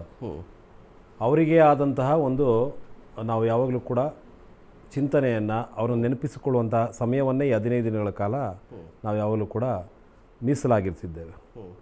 ಈ 15 ದಿನದಲ್ಲಿ ನಾವು ಯಾವಾಗಲೂ ಅವ್ರನ್ನ ಸಂಸ್ಮರಿಸಬೇಕು. ಅವರಿಗೆ ಸಂಬಂಧಪಟ್ಟಂತಹ ತಿಲತರ್ಪಣ ನೋಡಿ, ಈ ತರ್ಪಣಾದಿಗಳಲ್ಲಿ 3 ವಿಧ ಇದೆ. ಎಷ್ಟೋ ಜನಕ್ಕೆ ಇದು ಗೊತ್ತಿಲ್ಲ. ತರ್ಪಣಗಳನ್ನು ನಾವು ಎಲ್ಲಿ ಕೊಡಬೇಕು, ಹೇಗೆ ಕೊಡಬೇಕು, ಕೊಡೋಕಲ್ಲಿಗೆ ನಾವೆಲ್ಲ ನದಿ ತೀರಕ್ಕೆ ಹೋಗೋಕ್ಕಾಗ್ತಾಯಿಲ್ಲ, ಎಲ್ಲಿ ಕೊಡ್ಬೋದು, ಇವೆಲ್ಲ ಇದೆ. ತರ್ಪಣಾದಿಗಳು ಅಂತ ಬಂದಾಗ ಅದಕ್ಕೊಂದು ಸಣ್ಣ ಉದಾಹರಣೆ. ಯಾಕೆ ಈ ತರ್ಪಣಾದಿಗಳನ್ನ ನಾವು ಕೊಡಬೇಕು, ಅದರಿಂದ ಪ್ರಯೋಜನ ಏನು? ಎಷ್ಟೋ ಜನಕ್ಕೆ ಗೊತ್ತೇ ಇಲ್ಲ. ಎಳ್ಳು ನೀರನ್ನು ಬಿಟ್ಬಿಟ್ರೆ ನಮ್ಮ ಪಿತೃಗಳಿಗೆ ಊಟ ಸಿಗ್ತಾ? ಎಷ್ಟೋ ಜನಕ್ಕೆ ಇದು ಗೊಂದಲ ಇದೆ. ಮಾಡಲಿಲ್ಲ ಅಂದರೆ ಏನು ಅಲ್ವಾ? ಹಾಗಾಗಿ ಒಬ್ಬೊಬ್ರದ್ದು ಒಂದು ಸಂಪ್ರದಾಯ ಇದೆ ಅಲ್ಲ. ಕೆಲವ್ರಿಗೀಗ ಗೊಂದಲ ಇದೆ. ನಾವು ಕೆಲವಲ್ಲಿ ಎಡೆ ಇಡುವಂಥ ಸಂಸ್ಕೃತಿ ಇದೆ. ಅನ್ನ ಆಹಾರಗಳನ್ನು ಅವ್ರ ಮನೇಲಿ ಏನೋ ಪದ್ಧತಿಗಳನ್ನು ನಡೆಸ್ಕೊಂಡು ಹೋಗ್ತಾರೆ. ಪಿತೃವಿಗೆ ಅದನ್ನು ಈ ದಿನ ಎಡೆ ಅಂತ ಇಟ್ಟು ಕಾಗೆಗೆ ಅಥವಾ ಏನಾದರೂ ಒಂದು ಎಡೆಯನ್ನು ಇಟ್ಟು ಅದನ್ನು ನಂತರ ಇವರೆಲ್ಲರೂ ಊಟ ಮಾಡುವಂಥ ಪದ್ಧತಿ ಇದೆ. ತರ್ಪಣಾದಿಗಳು ಅಂದರೆ ಏನು? ಇದು ನಮಗೆ ವಿಶ್ಲೇಷಣೆಗೆ ಬಂದಿರುವಂಥ, ನೀವು ಕೇಳಿದ್ದು ಭಾಳ ವಿಶೇಷವಾಗಿ. ಸೂರ್ಯನನ್ನು ನಾವು ಯಾಕೆ ನೆನಿಬೇಕು ಅನ್ನೋದಕ್ಕೊಂದು ಅರ್ಥ ಇದೆ ಸರ್. ಸೂರ್ಯ ಆತ್ಮಕಾರಕ ಅಂತ ಹೇಳಿದೆ. ಮೊದಲನೇ ಗ್ರಹ ಸೂರ್ಯ, ಜಗತ್ತಿಗೆ ಆತ್ಮ ಎಲ್ಲಿದೆ? ನಮ್ಮ ಭೂಮಧ್ಯ ರೇಖೆ ಅಂದರೆ ಹಣೆಯ ಮಧ್ಯದಲ್ಲಿ ಆತ್ಮವಿದೆ ಅಂತ ಹೇಳ್ತಾರೆ. ನಾವು ಕಣ್ಣು ಮುಚ್ಚಿ ಧ್ಯಾನಕ್ಕೆ ಕುಳಿತರೆ ಆ ಧ್ಯಾನದಿಂದ ಒಂದು ಉತ್ತಮವಾದ ಸಾಧನೆ ಮಾಡಿದರೆ ಆತ್ಮದ ಗೋಚಾರ ಆಗುತ್ತೆ ಅಂತ ಹೇಳ್ತಾರೆ. ಅಂತಹ ಆತ್ಮ ಇರುವಂಥದ್ದು ಸೂರ್ಯನಿಂದ. ಆ ಸೂರ್ಯನೇ ನೋಡಿ, ನಾವು ಯಾವುದೇ ಒಂದು ಪಾಪ ಕಾರ್ಯಗಳು ಏನೇ ಮಾಡಿದರೂ, ನಾವು ಪುಣ್ಯಗಳನ್ನ ಮಾಡಿದ್ರೆ ಎಲ್ಲವೂ ಕೂಡ ಯಾವುದೋ ಆತ್ಮಕ್ಕೆ ತಗಲೋದಿಲ್ಲ.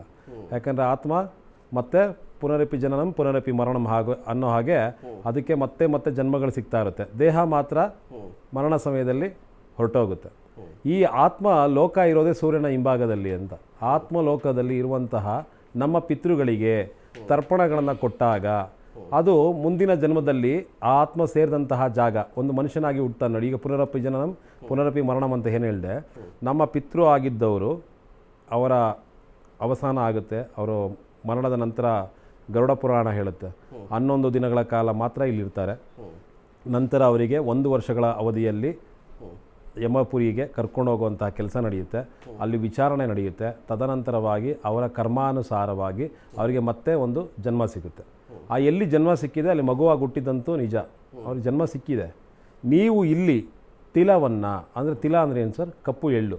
ಆ ಕಪ್ಪು ಎಳ್ಳನ್ನು ನೀವು ತರ್ಪಣವಾಗಿ ಬಿಟ್ಟರೆ ಎಲ್ಲಿ ಬಿಡಬೇಕು? ನದಿ ತೀರದಲ್ಲಿ ಅಥವಾ ವೃಕ್ಷದ ಅಡಿಯಲ್ಲಿ ಅಥವಾ ತರ್ಪಣದ ನಡೆಯುವಂಥ ಜಾಗಗಳಲ್ಲಿ ನಾವು ವೈದಿಕ ಭವನಗಳಿದೆ ಅಲ್ಲೆಲ್ಲ, ಅಲ್ಲಿ ಬಿಟ್ಟಾಗ ನಾವು ಅವರಿಗೆ ತಿಲವನ್ನು ಕೊಟ್ಟಾಗ ಒಂದು ಹೊತ್ತಿನ ಊಟವನ್ನು ಕೊಟ್ಟಂತೆ ಅಂತೆ. ಆ ಆತ್ಮ ಎಲ್ಲಿ ಹುಟ್ಟಿದೆ ಅವರಿಗೆ ಆ ದಿನ ವಿಶೇಷವಾದ ಭೋಜನ ಸಿಗುತ್ತೆ ಅಂತ.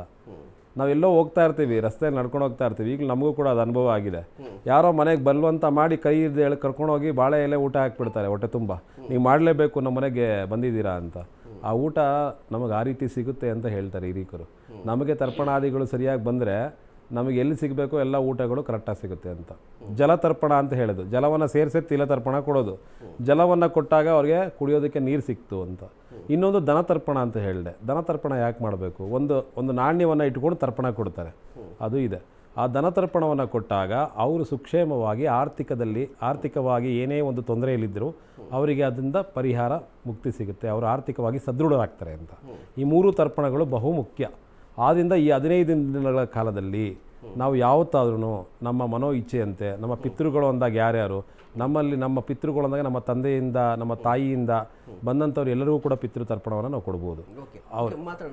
ಪಿತೃಗಳಂದ್ರೆ ಯಾರು ಅದ್ರ ಬಗ್ಗೆ ಕೂಡ ಮಾತಾಡೋಣ. ವೀಕ್ಷಕರೇ, ಮಾತಾಡ್ತಾ ಇದ್ವಿ ಇವತ್ತು ಪಿತೃಪಕ್ಷ. ಸೊ ಇದ್ರ ಬಗ್ಗೆ ಮಾತಾಡಬೇಕಾಗಿದೆ, ಇದರ ಮಹತ್ವವನ್ನು ತಿಳ್ಕೊಳ್ಬೇಕಾಗಿದೆ. ಇದರ ಜೊತೆಗೆ ಯಾವ ರೀತಿಯಾಗಿ ಪೂಜೆ ಪುನಸ್ಕಾರವನ್ನು ಮಾಡಬೇಕು, ಇದರ ಪೌರಾಣಿಕ ಹಿನ್ನೆಲೆ ಏನೋ ಕೂಡ ಮಾತನಾಡಲಿಕ್ಕೆ ಈಗ ನಮ್ಮ ಜೊತೆಲಿದ್ದಾರೆ ತಂತ್ರ ಸಾಧಕರಾಗಿರುವಂಥ ಶ್ರೀರಂಗ ಭಾರ್ಗವ್ ಅವರು. ಸರ್ ನಮಸ್ತೆ, ಕಾರ್ಯಕ್ರಮಕ್ಕೆ ಸ್ವಾಗತ. ಸರ್, ನೇರ ಪ್ರಶ್ನೆ, ಪಿತೃಪಕ್ಷಕ್ಕೆ ಸಂಬಂಧಪಟ್ಟಂತೆ ಪಿತೃಪಕ್ಷದ ಮಹತ್ವ. ಪಿತೃಪಕ್ಷದ ಮಹತ್ವ ಈ ದಿನ, ಜೊತೆಗೆ ಮಹಾಲಯ ಅಮಾವಾಸ್ಯೆ, ಹಾಗೆ ಕೇತುಗ್ರಸ್ತ ಸೂರ್ಯಗ್ರಹಣ. ಸೊ ಈ ದಿನ ಹಿರಿಯರಿಗೆ ನಾವು ತಂತ್ರಶಾಸ್ತ್ರದಲ್ಲಿ ಏನು ಹೇಳ್ತೀವಿ ಅಂತ ಅಂದರೆ, ಎಲ್ಲರಿಗೂ ಗೊತ್ತಿದೆ, ಮಹನೀಯರಿಗೆ ಮತ್ತು ಸರ್ವಪಿತೃ ಅಂತೀವಿ. ಬರೀ ತಾತ ಅಜ್ಜಿ ಮಾತ್ರ ಅಂತಲ್ಲ, ಕೆಲವು ಸತಿ ಅವ್ರಿಗೆ ತಂದೆ ತಾಯಿ ಇರಲ್ಲ, ಬಂಧು ಬಳಗ ಇರಲ್ಲ, ಅಂಥವ್ರಿಗೂ ಕಾರ್ಯ ಮಾಡುವಂಥ ದಿನ ಇವತ್ತು. ಹಾಗೆ ನನ್ನ ಲೆಕ್ಕದಲ್ಲಿ ಏನು ಹೇಳ್ತೀವಿ ಅಂತ ಅಂದರೆ, ನಿನಗೆ ವಿದ್ಯೆ ಯಾರು ಹೇಳ್ಕೊಟ್ಟಿದ್ದಾರೆ, ಗುರು, ಅವನಿಗೆ ಈ ದಿವಸ ಸಮರ್ಪಕ ಮಾಡು ಅಂತ ಹೇಳ್ತೀನಿ. ಯಾಕೆ ಅಂತ ಅಂದರೆ, ನಮ್ಮ DNA ಏನು, ನಮ್ಮ ಆನ್ಸಿಸ್ಟರ್ಸ್ನ ಸೈಕಾಲಜಿಕಲ್ ಇಂಪ್ರಿಂಟ್ಸ್ನ ನಾವು ಕ್ಯಾರಿ ಮಾಡ್ತಾ ಇರ್ತೀವಿ ಅಲ್ವಾ, ಗೊತ್ತಿಲ್ಲ ಅವ್ರ ಬಿಹೇವಿಯರ್ಸ್ ಇರ್ಬೋದು, ಅವ್ರ ಡಿಸೀಸ್ ಇರ್ಬೋದು. ಆದರೆ ಗುರು ಯಾರು ದೀಕ್ಷೆ ಕೊಡ್ತಾನೆ ಅವನು ನಮ್ಮ ಕರ್ಮಗಳನ್ನ ತಿಂತಾನೆ, ತೊಳಿತಾನೆ.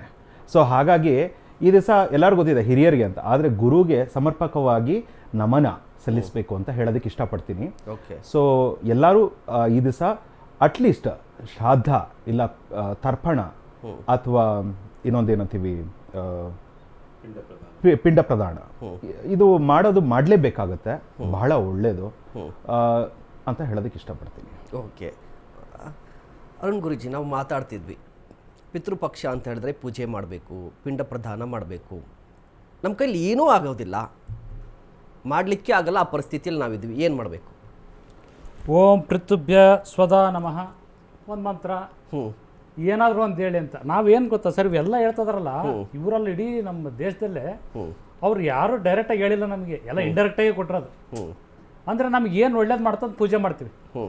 ಮತ್ತು ಈ ಥರ ಗ್ರಹಣಗಳು ನಮಗೆ ಗೋಚರ ಆಗ್ತದಲ್ಲ ಸರ್, ಚಂದ್ರ ಸೂರ್ಯ ಇಬ್ಬರೇ ಕಾಣ್ತಾರೆ, ಇನ್ನು ಉಳಿದ್ರೆ ಇನ್ನು ತಿರುಗ್ತದಾರಲ್ಲ ಅವ್ರು ನಮ್ಗೆ ಕಾಣಿಸಲ್ಲ, ಅದು ಆಗ್ತಾನೆ ಇರುತ್ತೆ, ಎಲ್ಲವೂ ಆಗ್ತಾ ಇರ್ತವೆ. ಇದೆಲ್ಲ ಎನರ್ಜೆಟಿಕ್ ಮೇಲೆ ಡಿಪೆಂಡ್.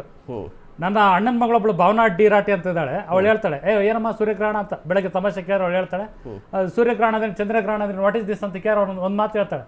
ಈ ರಾತ್ರಿ ಹೊತ್ತಲ್ಲಿ ಸಮುದ್ರದ ಅಲೆಗಳು ಹೆಚ್ಚಾಗುತ್ತೆ, ಡೇ ಟೈಮಲ್ಲಿ ಸಮುದ್ರ ಅಲೆಗಳು ಕಡಿಮೆ ಯಾಕಾಗುತ್ತೆ ಹೇಳು ಅಂತ ಕೇಳಿ ಅವಳು ಹೇಳ್ತಾಳೆ, ಇದಕ್ಕೆಲ್ಲ ಸೂರ್ಯ ಚಂದ್ರ ಮತ್ತು ಭೂಮಿಯ ಚಲನೆ ಕಾರಣ. ಸೊ ನಮಗೆ ಬೆಳಗ್ಗೆ ಇರ್ತಕ್ಕಂಥದ್ದು ಸಮುದ್ರನೇ ರಾತ್ರಿ ಇರಲ್ಲ, ಎಷ್ಟೊಂದು ವ್ಯತ್ಯಾಸಗಳನ್ನ ಕೊಡ್ತಕ್ಕಂಥ ಈ ಸಂದರ್ಭದಲ್ಲಿ ಈ ಗ್ರಹಣಗಳು ಎಫೆಕ್ಟ್ ಇದ್ದೇ ಇರ್ತದ. ಹೌದು, ಆದರೆ ಈ ಪಿತೃಪಕ್ಷನೇ ಬಂದಿದೆ, ಎಂತ ಮಹಾನ್ ಸ್ಟ್ರಾಂಗ್.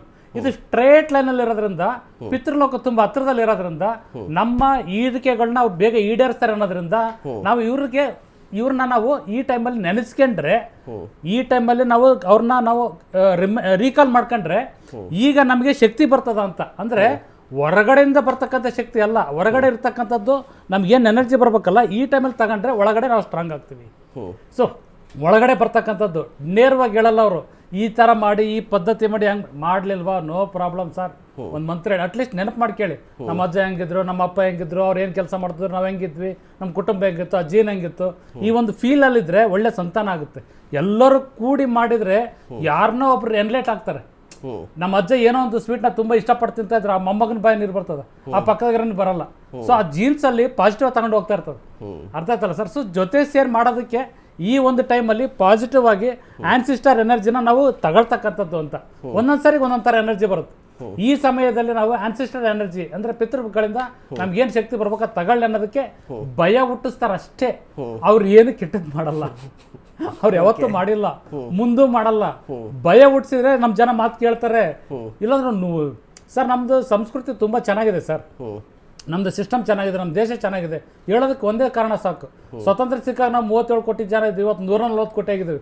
ಇಷ್ಟಕ್ಕಂತ ನಾವು ಕರೆಕ್ಟ್ ಆಗಿರೋದಕ್ಕೆ ಇಷ್ಟೊಂದು ಜನಸಂಖ್ಯೆ ಚೆನ್ನಾಗಿ ಬೆಳೀತಾ ಇರೋದು. ಬೇರೆ ಕಡೆ ಎಲ್ಲರೂ ನೋಡಿದೀವಿ ಸರ್, ಎಲ್ಲಿ ನೋಡಲ್ಲ. ಸೊ ನಮ್ದೆಲ್ಲ ಪರ್ಫೆಕ್ಟ್ ಆಗಿದೆ. ಸೊ ನೇರವಾಗಿ ಹೇಳಲ್ಲ ನಾವು, ನಾವೊಂದು ರೂಢಿಗತ ಸಂಪ್ರದಾಯ ಮಾಡಿದ್ದೀವಿ, ಅದನ್ನ ಯಾರು ಫಾಲೋ ಮಾಡ್ತಾರೋ ಅವ್ರಿಗೆ ಒಳ್ಳೇದಾಗೇ ಆಗುತ್ತೆ, ಪ್ರಶ್ನೆ ಮಾಡಬೇಡಿ. ಎರಡನೇದು ಭಯ ಬೀಳ್ಬೇಡಿ ಅಂತ, ನಾನು ಮಾಡ್ಲಿಲ್ಲ ನನ್ಗೆ ಏನಾಗ್ಬಿಡುತ್ತೆ ಭಯ ಬೇಡ, ಭಯ ಬೇಡ. ನೀವು ಅದನ್ನ ಸ್ವಲ್ಪ ರೀಕಾಲ್ ಮಾಡಿ, ಎನರ್ಜಿ ತಗೊಳ್ಳಿ, ಮಂತ್ರಗಳನ್ನ ಹೇಳಿ, ಒಳ್ಳೊಳ್ಳೆ ಕೆಲಸಗಳು ಮಾಡಿ. ಗುರುಗಳು ಹೇಳಿದ್ರು, ಗುರುಗಳಿಗೆ ಏನೋ ಒಂದು ಒಳ್ಳೆ ಪಿತೃ ಸಮಾನ ಇರ್ತಕ್ಕಂಥವ್ರಿಗೆ ನೀವು ಅವ್ರಿಗೆ ಬಾಗಿ ಏನೋ ಒಂದು ಉಡುಗೊರೆ ಕೊಡಿ. ಸೊ ಅದಕ್ಕೆ ಸಂಬಂಧಪಟ್ಟಂಥದ್ದು ಬ್ರೈನ್ ಅಲ್ಲಿ ರಿಲೀಸ್ ಆಗುತ್ತೆ ಅಲ್ವಾ ಸರ್. ಆ ಬ್ರೈನ್ ಅಲ್ಲಿ ಅದಕ್ಕೆ ಸಂಬಂಧಪಟ್ಟಂತ ಕೆಮಿಕಲ್ ರಿಯಾಕ್ಟ್ ಆಗುತ್ತೆ, ಆಕ್ಟಿವ್ ಆಗುತ್ತೆ. ಇದೆಲ್ಲ ಆಕ್ಟಿವೇಶನ್ ಸರ್, ಇಲ್ಲೇನು ಬೇರೆ ಏನಿಲ್ಲ. ಇವಾಗ ಒಂದು ಹುಣಸೆ ಹಣ್ಣು ನೋಡ್ಬಿಟ್ರೆ ಬಾಯಾಗಿ ನೀರು ಹೆಂಗ್ ಬರುತ್ತೆ, ಅರ್ಥ ಆಯ್ತಲ್ಲ. ದೇವ್ರು ನೋಡಿದ್ರೆ ಭಕ್ತಿ ಹೆಂಗ್ ಬರುತ್ತೆ, ನಾವು ತುಂಬ್ಕೋಬೇಕು ಅದೆಲ್ಲ ಯಾರು ಕೊಡ್ತಕ್ಕಂಥದ್ದಲ್ಲ. ಇವತ್ತಿನ ದಿನ ಪಿತೃಪಕ್ಷದಲ್ಲಿ ಯಾರಾದ್ರೂ ಪೂಜೆ ಮಾಡಕ್ಕಾಗಿಲ್ಲ ಅಂದ್ರೆ ಯಾರೂ ಬೇಜಾರು ಮಾಡ್ಕೋಬೇಡಿ. ನಿಮ್ಗೆ ಇಷ್ಟ ಇರ್ತಕ್ಕಂಥ ಸೂರ್ಯನ ಮಂತ್ರ ಹೇಳಿ. ಸೂರ್ಯನ ಮಂತ್ರ ತುಂಬಾ ಪವಿತ್ರವಾಗಿರ್ತಕ್ಕಂಥ ಮಂತ್ರ, ಸೂರ್ಯನ ಮಂತ್ರವನ್ನು ನೀವು ಹೇಳ್ಬೋದು. ಆ ಮಂತ್ರ ನಿಮಗೆ ತುಂಬಾ ಸಖತ್ತಾಗಿರ್ತಕ್ಕಂಥ ಪಾಸಿಟಿವ್ ಎನರ್ಜಿ ಕೊಡ್ತದೆ. ಅದಕ್ಕೆ ಸಂಬಂಧಪಟ್ಟಂತ ಕೆಮಿಕಲ್ ರಿಯಾಕ್ಟ್ ಆಗುತ್ತೆ, ಸ್ವಲ್ಪ ನಿಮಗೆ ದುಡ್ತದೆ. ಇಲ್ಲಾಂದ್ರೆ ಇದು ಸಮಸ್ಯೆ ಕೊಟ್ಟೆ ಕೊಡ್ತದ ಸರ್. ಇಟ್ ಈಸ್ ಕಂಪಲ್ಸರಿ, ಎಲ್ಲರಿಗೂ ಎಲ್ಲ ರಾಶಿ ಮೇಲೆ ಸಮಸ್ಯೆ ಇದ್ದೇ ಇರ್ತದೆ. ಸೂರ್ಯನ ಶಕ್ತಿಯಲ್ಲಿ ವ್ಯತ್ಯಾಸ ಆದ್ರೆ ಪ್ರಕೃತಿಯಲ್ಲಿ ವ್ಯತ್ಯಾಸ. ಮಳೆ ಯಾವಾಗ್ಲೂ 4 days ಮಳೆ ಇಟ್ಕೊಂಡ್ರೆ ಏನಾಗುತ್ತೆ ಸರ್, ಎಲ್ಲರಿಗೂ ಎನರ್ಜಿ ಬರುತ್ತೆ. ಎಲ್ಲರ ಮನೇಲಿ ನೆಗಡಿ, ಕೋಲ್ಡ್, ಜ್ವರ. ಹೌದು, ಯಾಕೆ ಅಂತ ಗೊತ್ತಿಲ್ಲ, ಬರ್ತದಲ್ಲ ಹಂಗೆ. ಇಲ್ಲಿ ಬರ್ತದ ಗೊತ್ತಾಗಲ್ಲ ನಮಗೆ, ಬಂದೇ ಬರ್ತದ. ಓಕೆ ರವಿಕುಮಾರ್ ಪಂಡಿತ್ರೆ, ನಾವು ಆಗ್ಲೇ ಮಾತಾಡ್ತಾ ಇದ್ವಿ ಪಿತೃಗಳು ಅಂದ್ರೆ ಯಾರು, ಮತ್ತೆ ಪಿತೃಲೋಕ ಇದೆಲ್ಲವನ್ನು ಕೂಡ ಹೇಳೋದಾದರೆ? ಅಲ್ಲ, ಇದನ್ನು ನಾನು ಒಂದು ಸಣ್ಣ ಕಥೆಯಾಗಿ ವಿವರಣೆ ಕೊಡ್ತೀನಿ. 4 ವೃತ್ತಾಂತಗಳಿದೆ. ಮಹಾಭಾರತ ಕಥನವನ್ನು ತೆಗೆದುಕೊಳ್ಳೋಣ, ಅಲ್ಲಿಂದ ವಿವರಣೆ ಶುರುವಾಗುತ್ತೆ. ನಿಮಗೆ ಮಹಾಭಾರತ ಕಥೆ ಅಂದ ತಕ್ಷಣವೇ ಕುಂತಿ ಸೂರ್ಯನನ್ನು ಆರಾಧನೆ ಮಾಡಿ ತನ್ನ ಮದುವೆಗಿಂತಾನೆ ಮುಂಚೆ ಪ್ರಾಪ್ತ ವಯಸ್ಕರಲ್ಲೇ ಒಂದು ಪುತ್ರನನ್ನು ಪಡಿತಾಳೆ. ಅವನೇ ಮಹಾಕರ್ಣ. ನಾವು ಕರ್ಣನ ಹೆಸರನ್ನು ಕೇಳದೇ ಇರೋಂಥ ಯಾರೂ ಇಲ್ಲ ಭೂಮಿಯ ಮೇಲೆ. ದಾನ ಅಂದರೆ, ಧರ್ಮ ಅಂದರೆ ಯಾರ ಹೆಸರು ಬರುತ್ತೆ ಅಂದರೆ ಕರ್ಣ ಅಂತ. ಅವ್ರ ಹೆಸರೇ ದಾನಶೂರ ಕರ್ಣ ಅಂತ. ಆತ ಜನನವಾಗಿದ್ದು ಯಾರಿಂದ ಸರ್? ಸೂರ್ಯನ ಅನುಗ್ರಹದಿಂದ. ಸೂರ್ಯ ಪುತ್ರ ಆತ. ಆತನಿಗೆ ಒಂದು ಕವಚ ಕೂಡ ಇರುತ್ತೆ, ಕರ್ಣ ಕವಚ ಅಂತ ಇರ್ತದೆ. ಅದರಿಂದ ಆ ಒಂದು ಕವಚವನ್ನು ದಾನ ಮಾಡಿದ ಕೀರ್ತಿ ಅವನಿಗಿದೆ. ತನ್ನ ಕವಚವನ್ನು ಕೂಡ ದಾನ ಮಾಡಿ ಕೊನೆಯಲ್ಲಿ ಆತ ಮೃತ್ಯುಪರವಶನ ಆಗ್ತಾನೆ. ಆತ ಮಾಡಿದ ದಾನವೇ ಇಲ್ಲ, ಕೇಳಿದವ್ರಿಗೆಲ್ಲವನ್ನ ಕೊಟ್ಟನಂತೆ. ಅಂಥವನು ಯಮಪುರಿಗೆ ಹೋಗ್ತಾರಂತೆ. ಯಮಪುರಿಗೆ ಹೋದಾಗ ಯಮಪುರಿಯಲ್ಲಿ ಪ್ರಶ್ನೆ ಆಗುತ್ತೆ, ಏನಪ್ಪ ನೀನೆಲ್ಲ ದಾನ ಮಾಡಿದ್ಯಾ? ಹೌದು, ನಾನು ಎಲ್ಲ ದಾನಗಳನ್ನು ಮಾಡಿದ್ದೇನೆ. ಮತ್ತು ನೀನು ಪಿತೃಗಳಿಗೆ ಸರಿಯಾದ ತರ್ಪಣವನ್ನೇ ಕೊಟ್ಟಿರೋಲ್ಲ, ನೀನು ಎಲ್ರಿಗೂ ದಾನ ಮಾಡಿದೆ ಸರಿ, ನಿನ್ನ ಪಿತೃಗಳಿಗೆ ನೀನು ಇದುವರೆಗೂ ತರ್ಪಣನೇ ಕೊಟ್ಟಿರೋಲ್ಲ ಅಂತ. ಹಾಗಾಗಿ ಕರ್ಣ ಕೇಳ್ತಾನಂತೆ ಯಮರಾಜನಿಗೆ, ಇದರಲ್ಲಿ ನನ್ನ ತಪ್ಪು ಏನು? ನನಗೆ ಪಿತೃ ಯಾರು ಅಂತಲೇ ನನಗೆ ಯಾರು ತಿಳಿಸ್ಲೇ ಇಲ್ಲ.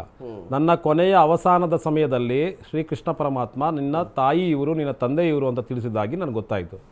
ಸೂತಪುತ್ರ ಅಂತ ಹೇಳಿ ನನ್ನನ್ನು ಕಡೆಗಣಿಸಿ ನಾನು ಕೊನೆಯವರೆಗೂ ಕೂಡ ಒಬ್ಬರ ಅಸ್ತಿತ್ವದಲ್ಲಿ, ಅಂದರೆ ದುರ್ಯೋಧನ ಅಸ್ತಿತ್ವದಲ್ಲಿ ನಾನು ಬದುಕಿದೆ, ನನ್ನ ತಪ್ಪೇನು ಅಂತ ಹೇಳಿ ಆತ ಕಣ್ಣೀರನ್ನು ಹಾಕ್ತಾನೆ.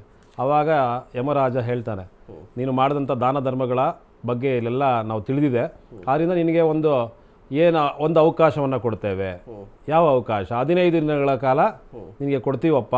15 ದಿನಗಳ ಕಾಲ ಹೋಗಿ ನೀನು ತರ್ಪಣಾದಿಗಳನ್ನು ಮುಗಿಸ್ಕೊಂಡು ಬಾ ನೀನು ಭೂಲೋಕಕ್ಕೆ, ಮತ್ತೆ ನಿನ್ನ ಪಿತೃಗಳನ್ನು ನೆನೆದು ಅವರಿಗೆಲ್ಲರಿಗೂ ಕೂಡ ತರ್ಪಣಾದಿಗಳನ್ನು ಕೊಟ್ಟು ಬಾ ಅಂತ ಹೇಳಿದಂತಹ ಸಮಯನೇ ಈ ಒಂದು ಶುಕ್ಲ ಪಕ್ಷ, ಏನು ಭಾದ್ರಪದ ಶುಕ್ಲ ಪಕ್ಷದ ಕೃಷ್ಣ ಪಕ್ಷದ ಪ್ರಾರಂಭಿಕದಿಂದ ಸರ್ ಇವಾಗಲೂವರೆಗೂ ಕೂಡ ಕೃಷ್ಣ ಪಕ್ಷದ ಅಮಾವಾಸ್ಯೆ ಏನೇನಿದೆ ಅಲ್ಲಿವರೆಗೂ ಕೂಡ ಮಾಡುವ 15 ದಿನಗಳ ಕಾಲ ಪಿತೃಪಕ್ಷವನ್ನು ನಾವು ಆಚರಣೆಗೆ ತಂದಿದ್ದೇವೆ.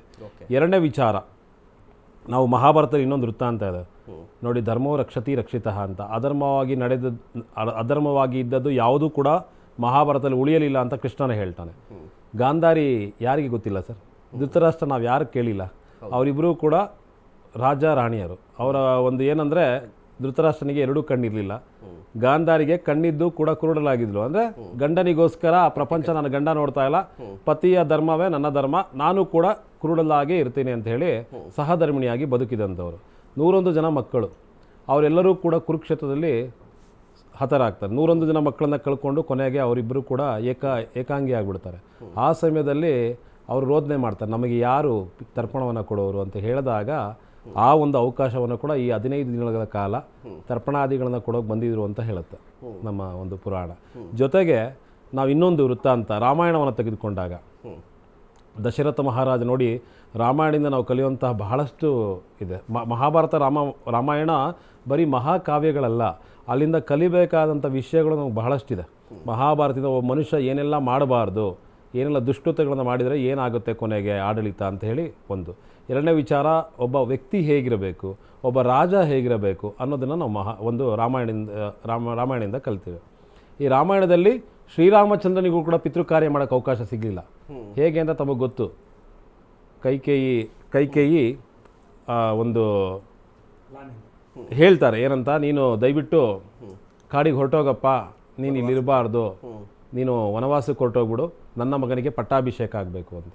ಆ ಸಮಯದಲ್ಲಿ ದಶರಥ ಹಲವಾರು ರೀತಿಯಲ್ಲಿ ರೋಧಿಸ್ತಾರೆ. ದಶರಥನಿಗೂ ಒಂದು ಶಾಪ ಇದೆ, ಅದಕ್ಕೊಂದು ವೃತ್ತಾಂತ ಇದೆ. ಅದೇನೆಂದರೆ, ಹಿಂದೆ ಅವನು ಮಾಡಿದಂತಹ ಪಾಪ ಕಾರ್ಯ,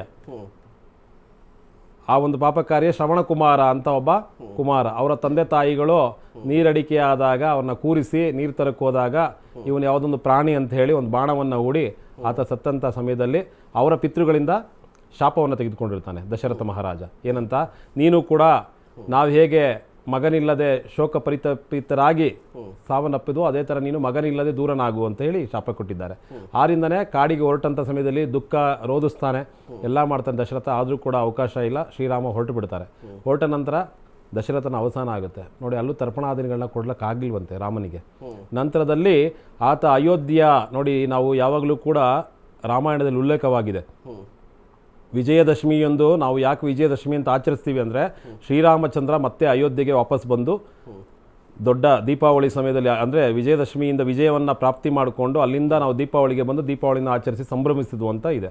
ಆ ವಿಜಯದಶಮಿಗಿಂತ ಮುಂಚೆ ಯಾವುದು ಸರ್? ನಾವೀಗ ಈ ಕೂತಿದ್ದೀವಿ, ನಾಳೆಯಿಂದನೇ ದಸರಾ ಪ್ರಾರಂಭ. ಮುಂಚೆ ಇದ್ದಿದೆ ಪಿತೃಪಕ್ಷ. ಆ ಸಮಯದಲ್ಲಿ ಆತ ಸೇತುವೆಯನ್ನು ದಾಟಬೇಕಾದ್ರೂ ಕೂಡ ಪಿತೃತರ್ಪಣವನ್ನು ಕೊಟ್ಟಿದ್ದ ಅಂತ ಹೇಳುತ್ತೆ. ಈ ಸಮಯದಲ್ಲಿ ತನ್ನ ಪಿತೃಗಳಿಗೆ ಮೋಕ್ಷಕ್ಕಾಗಿ ಪ್ರಾರ್ಥನೆಯನ್ನು ಮಾಡಿ. ಇನ್ನೊಂದು ಉಲ್ಲೇಖ ಬರುತ್ತೆ, ರಾವಣ ಮಹಾ ಪರಾಕ್ರಮಿ, 64 ವಿದ್ಯೆಗಳಲ್ಲಿ ಪಾರಂಗತ. ಇದು ಶಾಸ್ತ್ರಗಳು ಹೇಳುತ್ತೆ. ಆತ ಎಲ್ಲ ಶಾಸ್ತ್ರಗಳು ಪಾರಂಗತ. ಆದರೆ ಅವನ ಅಹಂಕಾರದಿಂದನೇ ಅವನು ಸಂಹಾರ ಆಗಿದೆ. ಆತನನ್ನು ಸದೆ ಬಡಿಯೋಕ್ಕೆ ಶ್ರೀರಾಮಚಂದ್ರನಿಗೂ ಆಗೋಲ್ಲ. ಆಗ ಭಯ ಆಗುತ್ತೆ, ನಾನು ನಾಳೆ ಯುದ್ಧದಲ್ಲಿ ಸೋತ್ಬಿಟ್ರೆ ಅನ್ನುವಂತಹ ಒಂದು ಭಯದ ವಾತಾವರಣ ಶ್ರೀರಾಮನಿಗೂ ಉಂಟಾಯಿತು ಅಂತ ಹೇಳಿ ಪುರಾಣ ಹೇಳುತ್ತೆ. ಆ ಸಮಯದಲ್ಲಿ ಪ್ರಾಪ್ತವಾಗಿದ್ದೆ ಆದಿತ್ಯ ಹೃದಯ ಸ್ತೋತ್ರ. ಆದಿತ್ಯ ಹೃದಯ ಸ್ತೋತ್ರವನ್ನು ಪಾರಾಯಣ ಮಾಡಿಕೊಂಡು, ಆ ಆದಿತ್ಯ ಅಂದರೆ ಯಾರು ಸರ್? ಸೂರ್ಯನನ್ನೇ ಜಪಿಸಿ ಶ್ರೀರಾಮ ಯುದ್ಧವನ್ನು ಗೆದ್ದು ಬಂದ ಅಂತ. ಶತ್ರು ಸಂಹಾರ ಮಾಡೋದಕ್ಕೆ ಯಾರು ಕಾರಣರಾದರು ಅಂದರೆ ಆದಿತ್ಯ. ಸೂರ್ಯನನ್ನು ಯಾರು ಜಪಿಸುತ್ತಾರೋ ಶತ್ರು ಸಂಹಾರವಾಗುತ್ತದೆ. ಯಾವಾಗಲೂ ಧೈರ್ಯ ಸ್ಥೈರ್ಯ ಯಾವಾಗಲೂ ಕೂಡ ಭಯ ಇರೋದಿಲ್ಲ. ಧೈರ್ಯ ಸ್ಥೈರ್ಯ ಯಾವಾಗಲೂ ಕೂಡ ಯಥೇಚ್ಛವಾಗಿ ಕೊಡುವವರು ಯಾರು ಅಂದರೆ ಸೂರ್ಯ. ಇದೇ ಈ ಪಿತೃತರ್ಪಣದ ಒಂದು ಮಹತ್ವ. ಈ ಸಮಯದಲ್ಲಿ ನಾವು ಅದೇ ಕಾಲ ನಮ್ಮ ಯಾರ್ಯಾರು ಇಂದಿನ 3 ತಲೆಮಾರುಗಳು, 3 ಜನ್ರೇಷನ್, ಈಗ ನೀವು ಪಿತೃತರ್ಪಣಕ್ಕೆ ಹೋಗ್ತೀರಾ, ಎಲ್ಲರಿಗೂ ಕೇಳ್ತಾರೆ ನಿಮ್ಮ ತಂದೆ ಹೆಸರೇನು, ಅವರ ತಂದೆ ಹೆಸರೇನು, ಅವ್ರ ತಂದೆ ಹೆಸರೇನು ಅಂತ. ಅದೇ ತಾಯಿ ಯಾರು, ನಿಮ್ಮ ತಾಯಿ ಹೆಸರೇನು, ಅವರ ತಾಯಿ ಹೆಸರೇನು, ಅವ್ರ ತಾಯಿರು.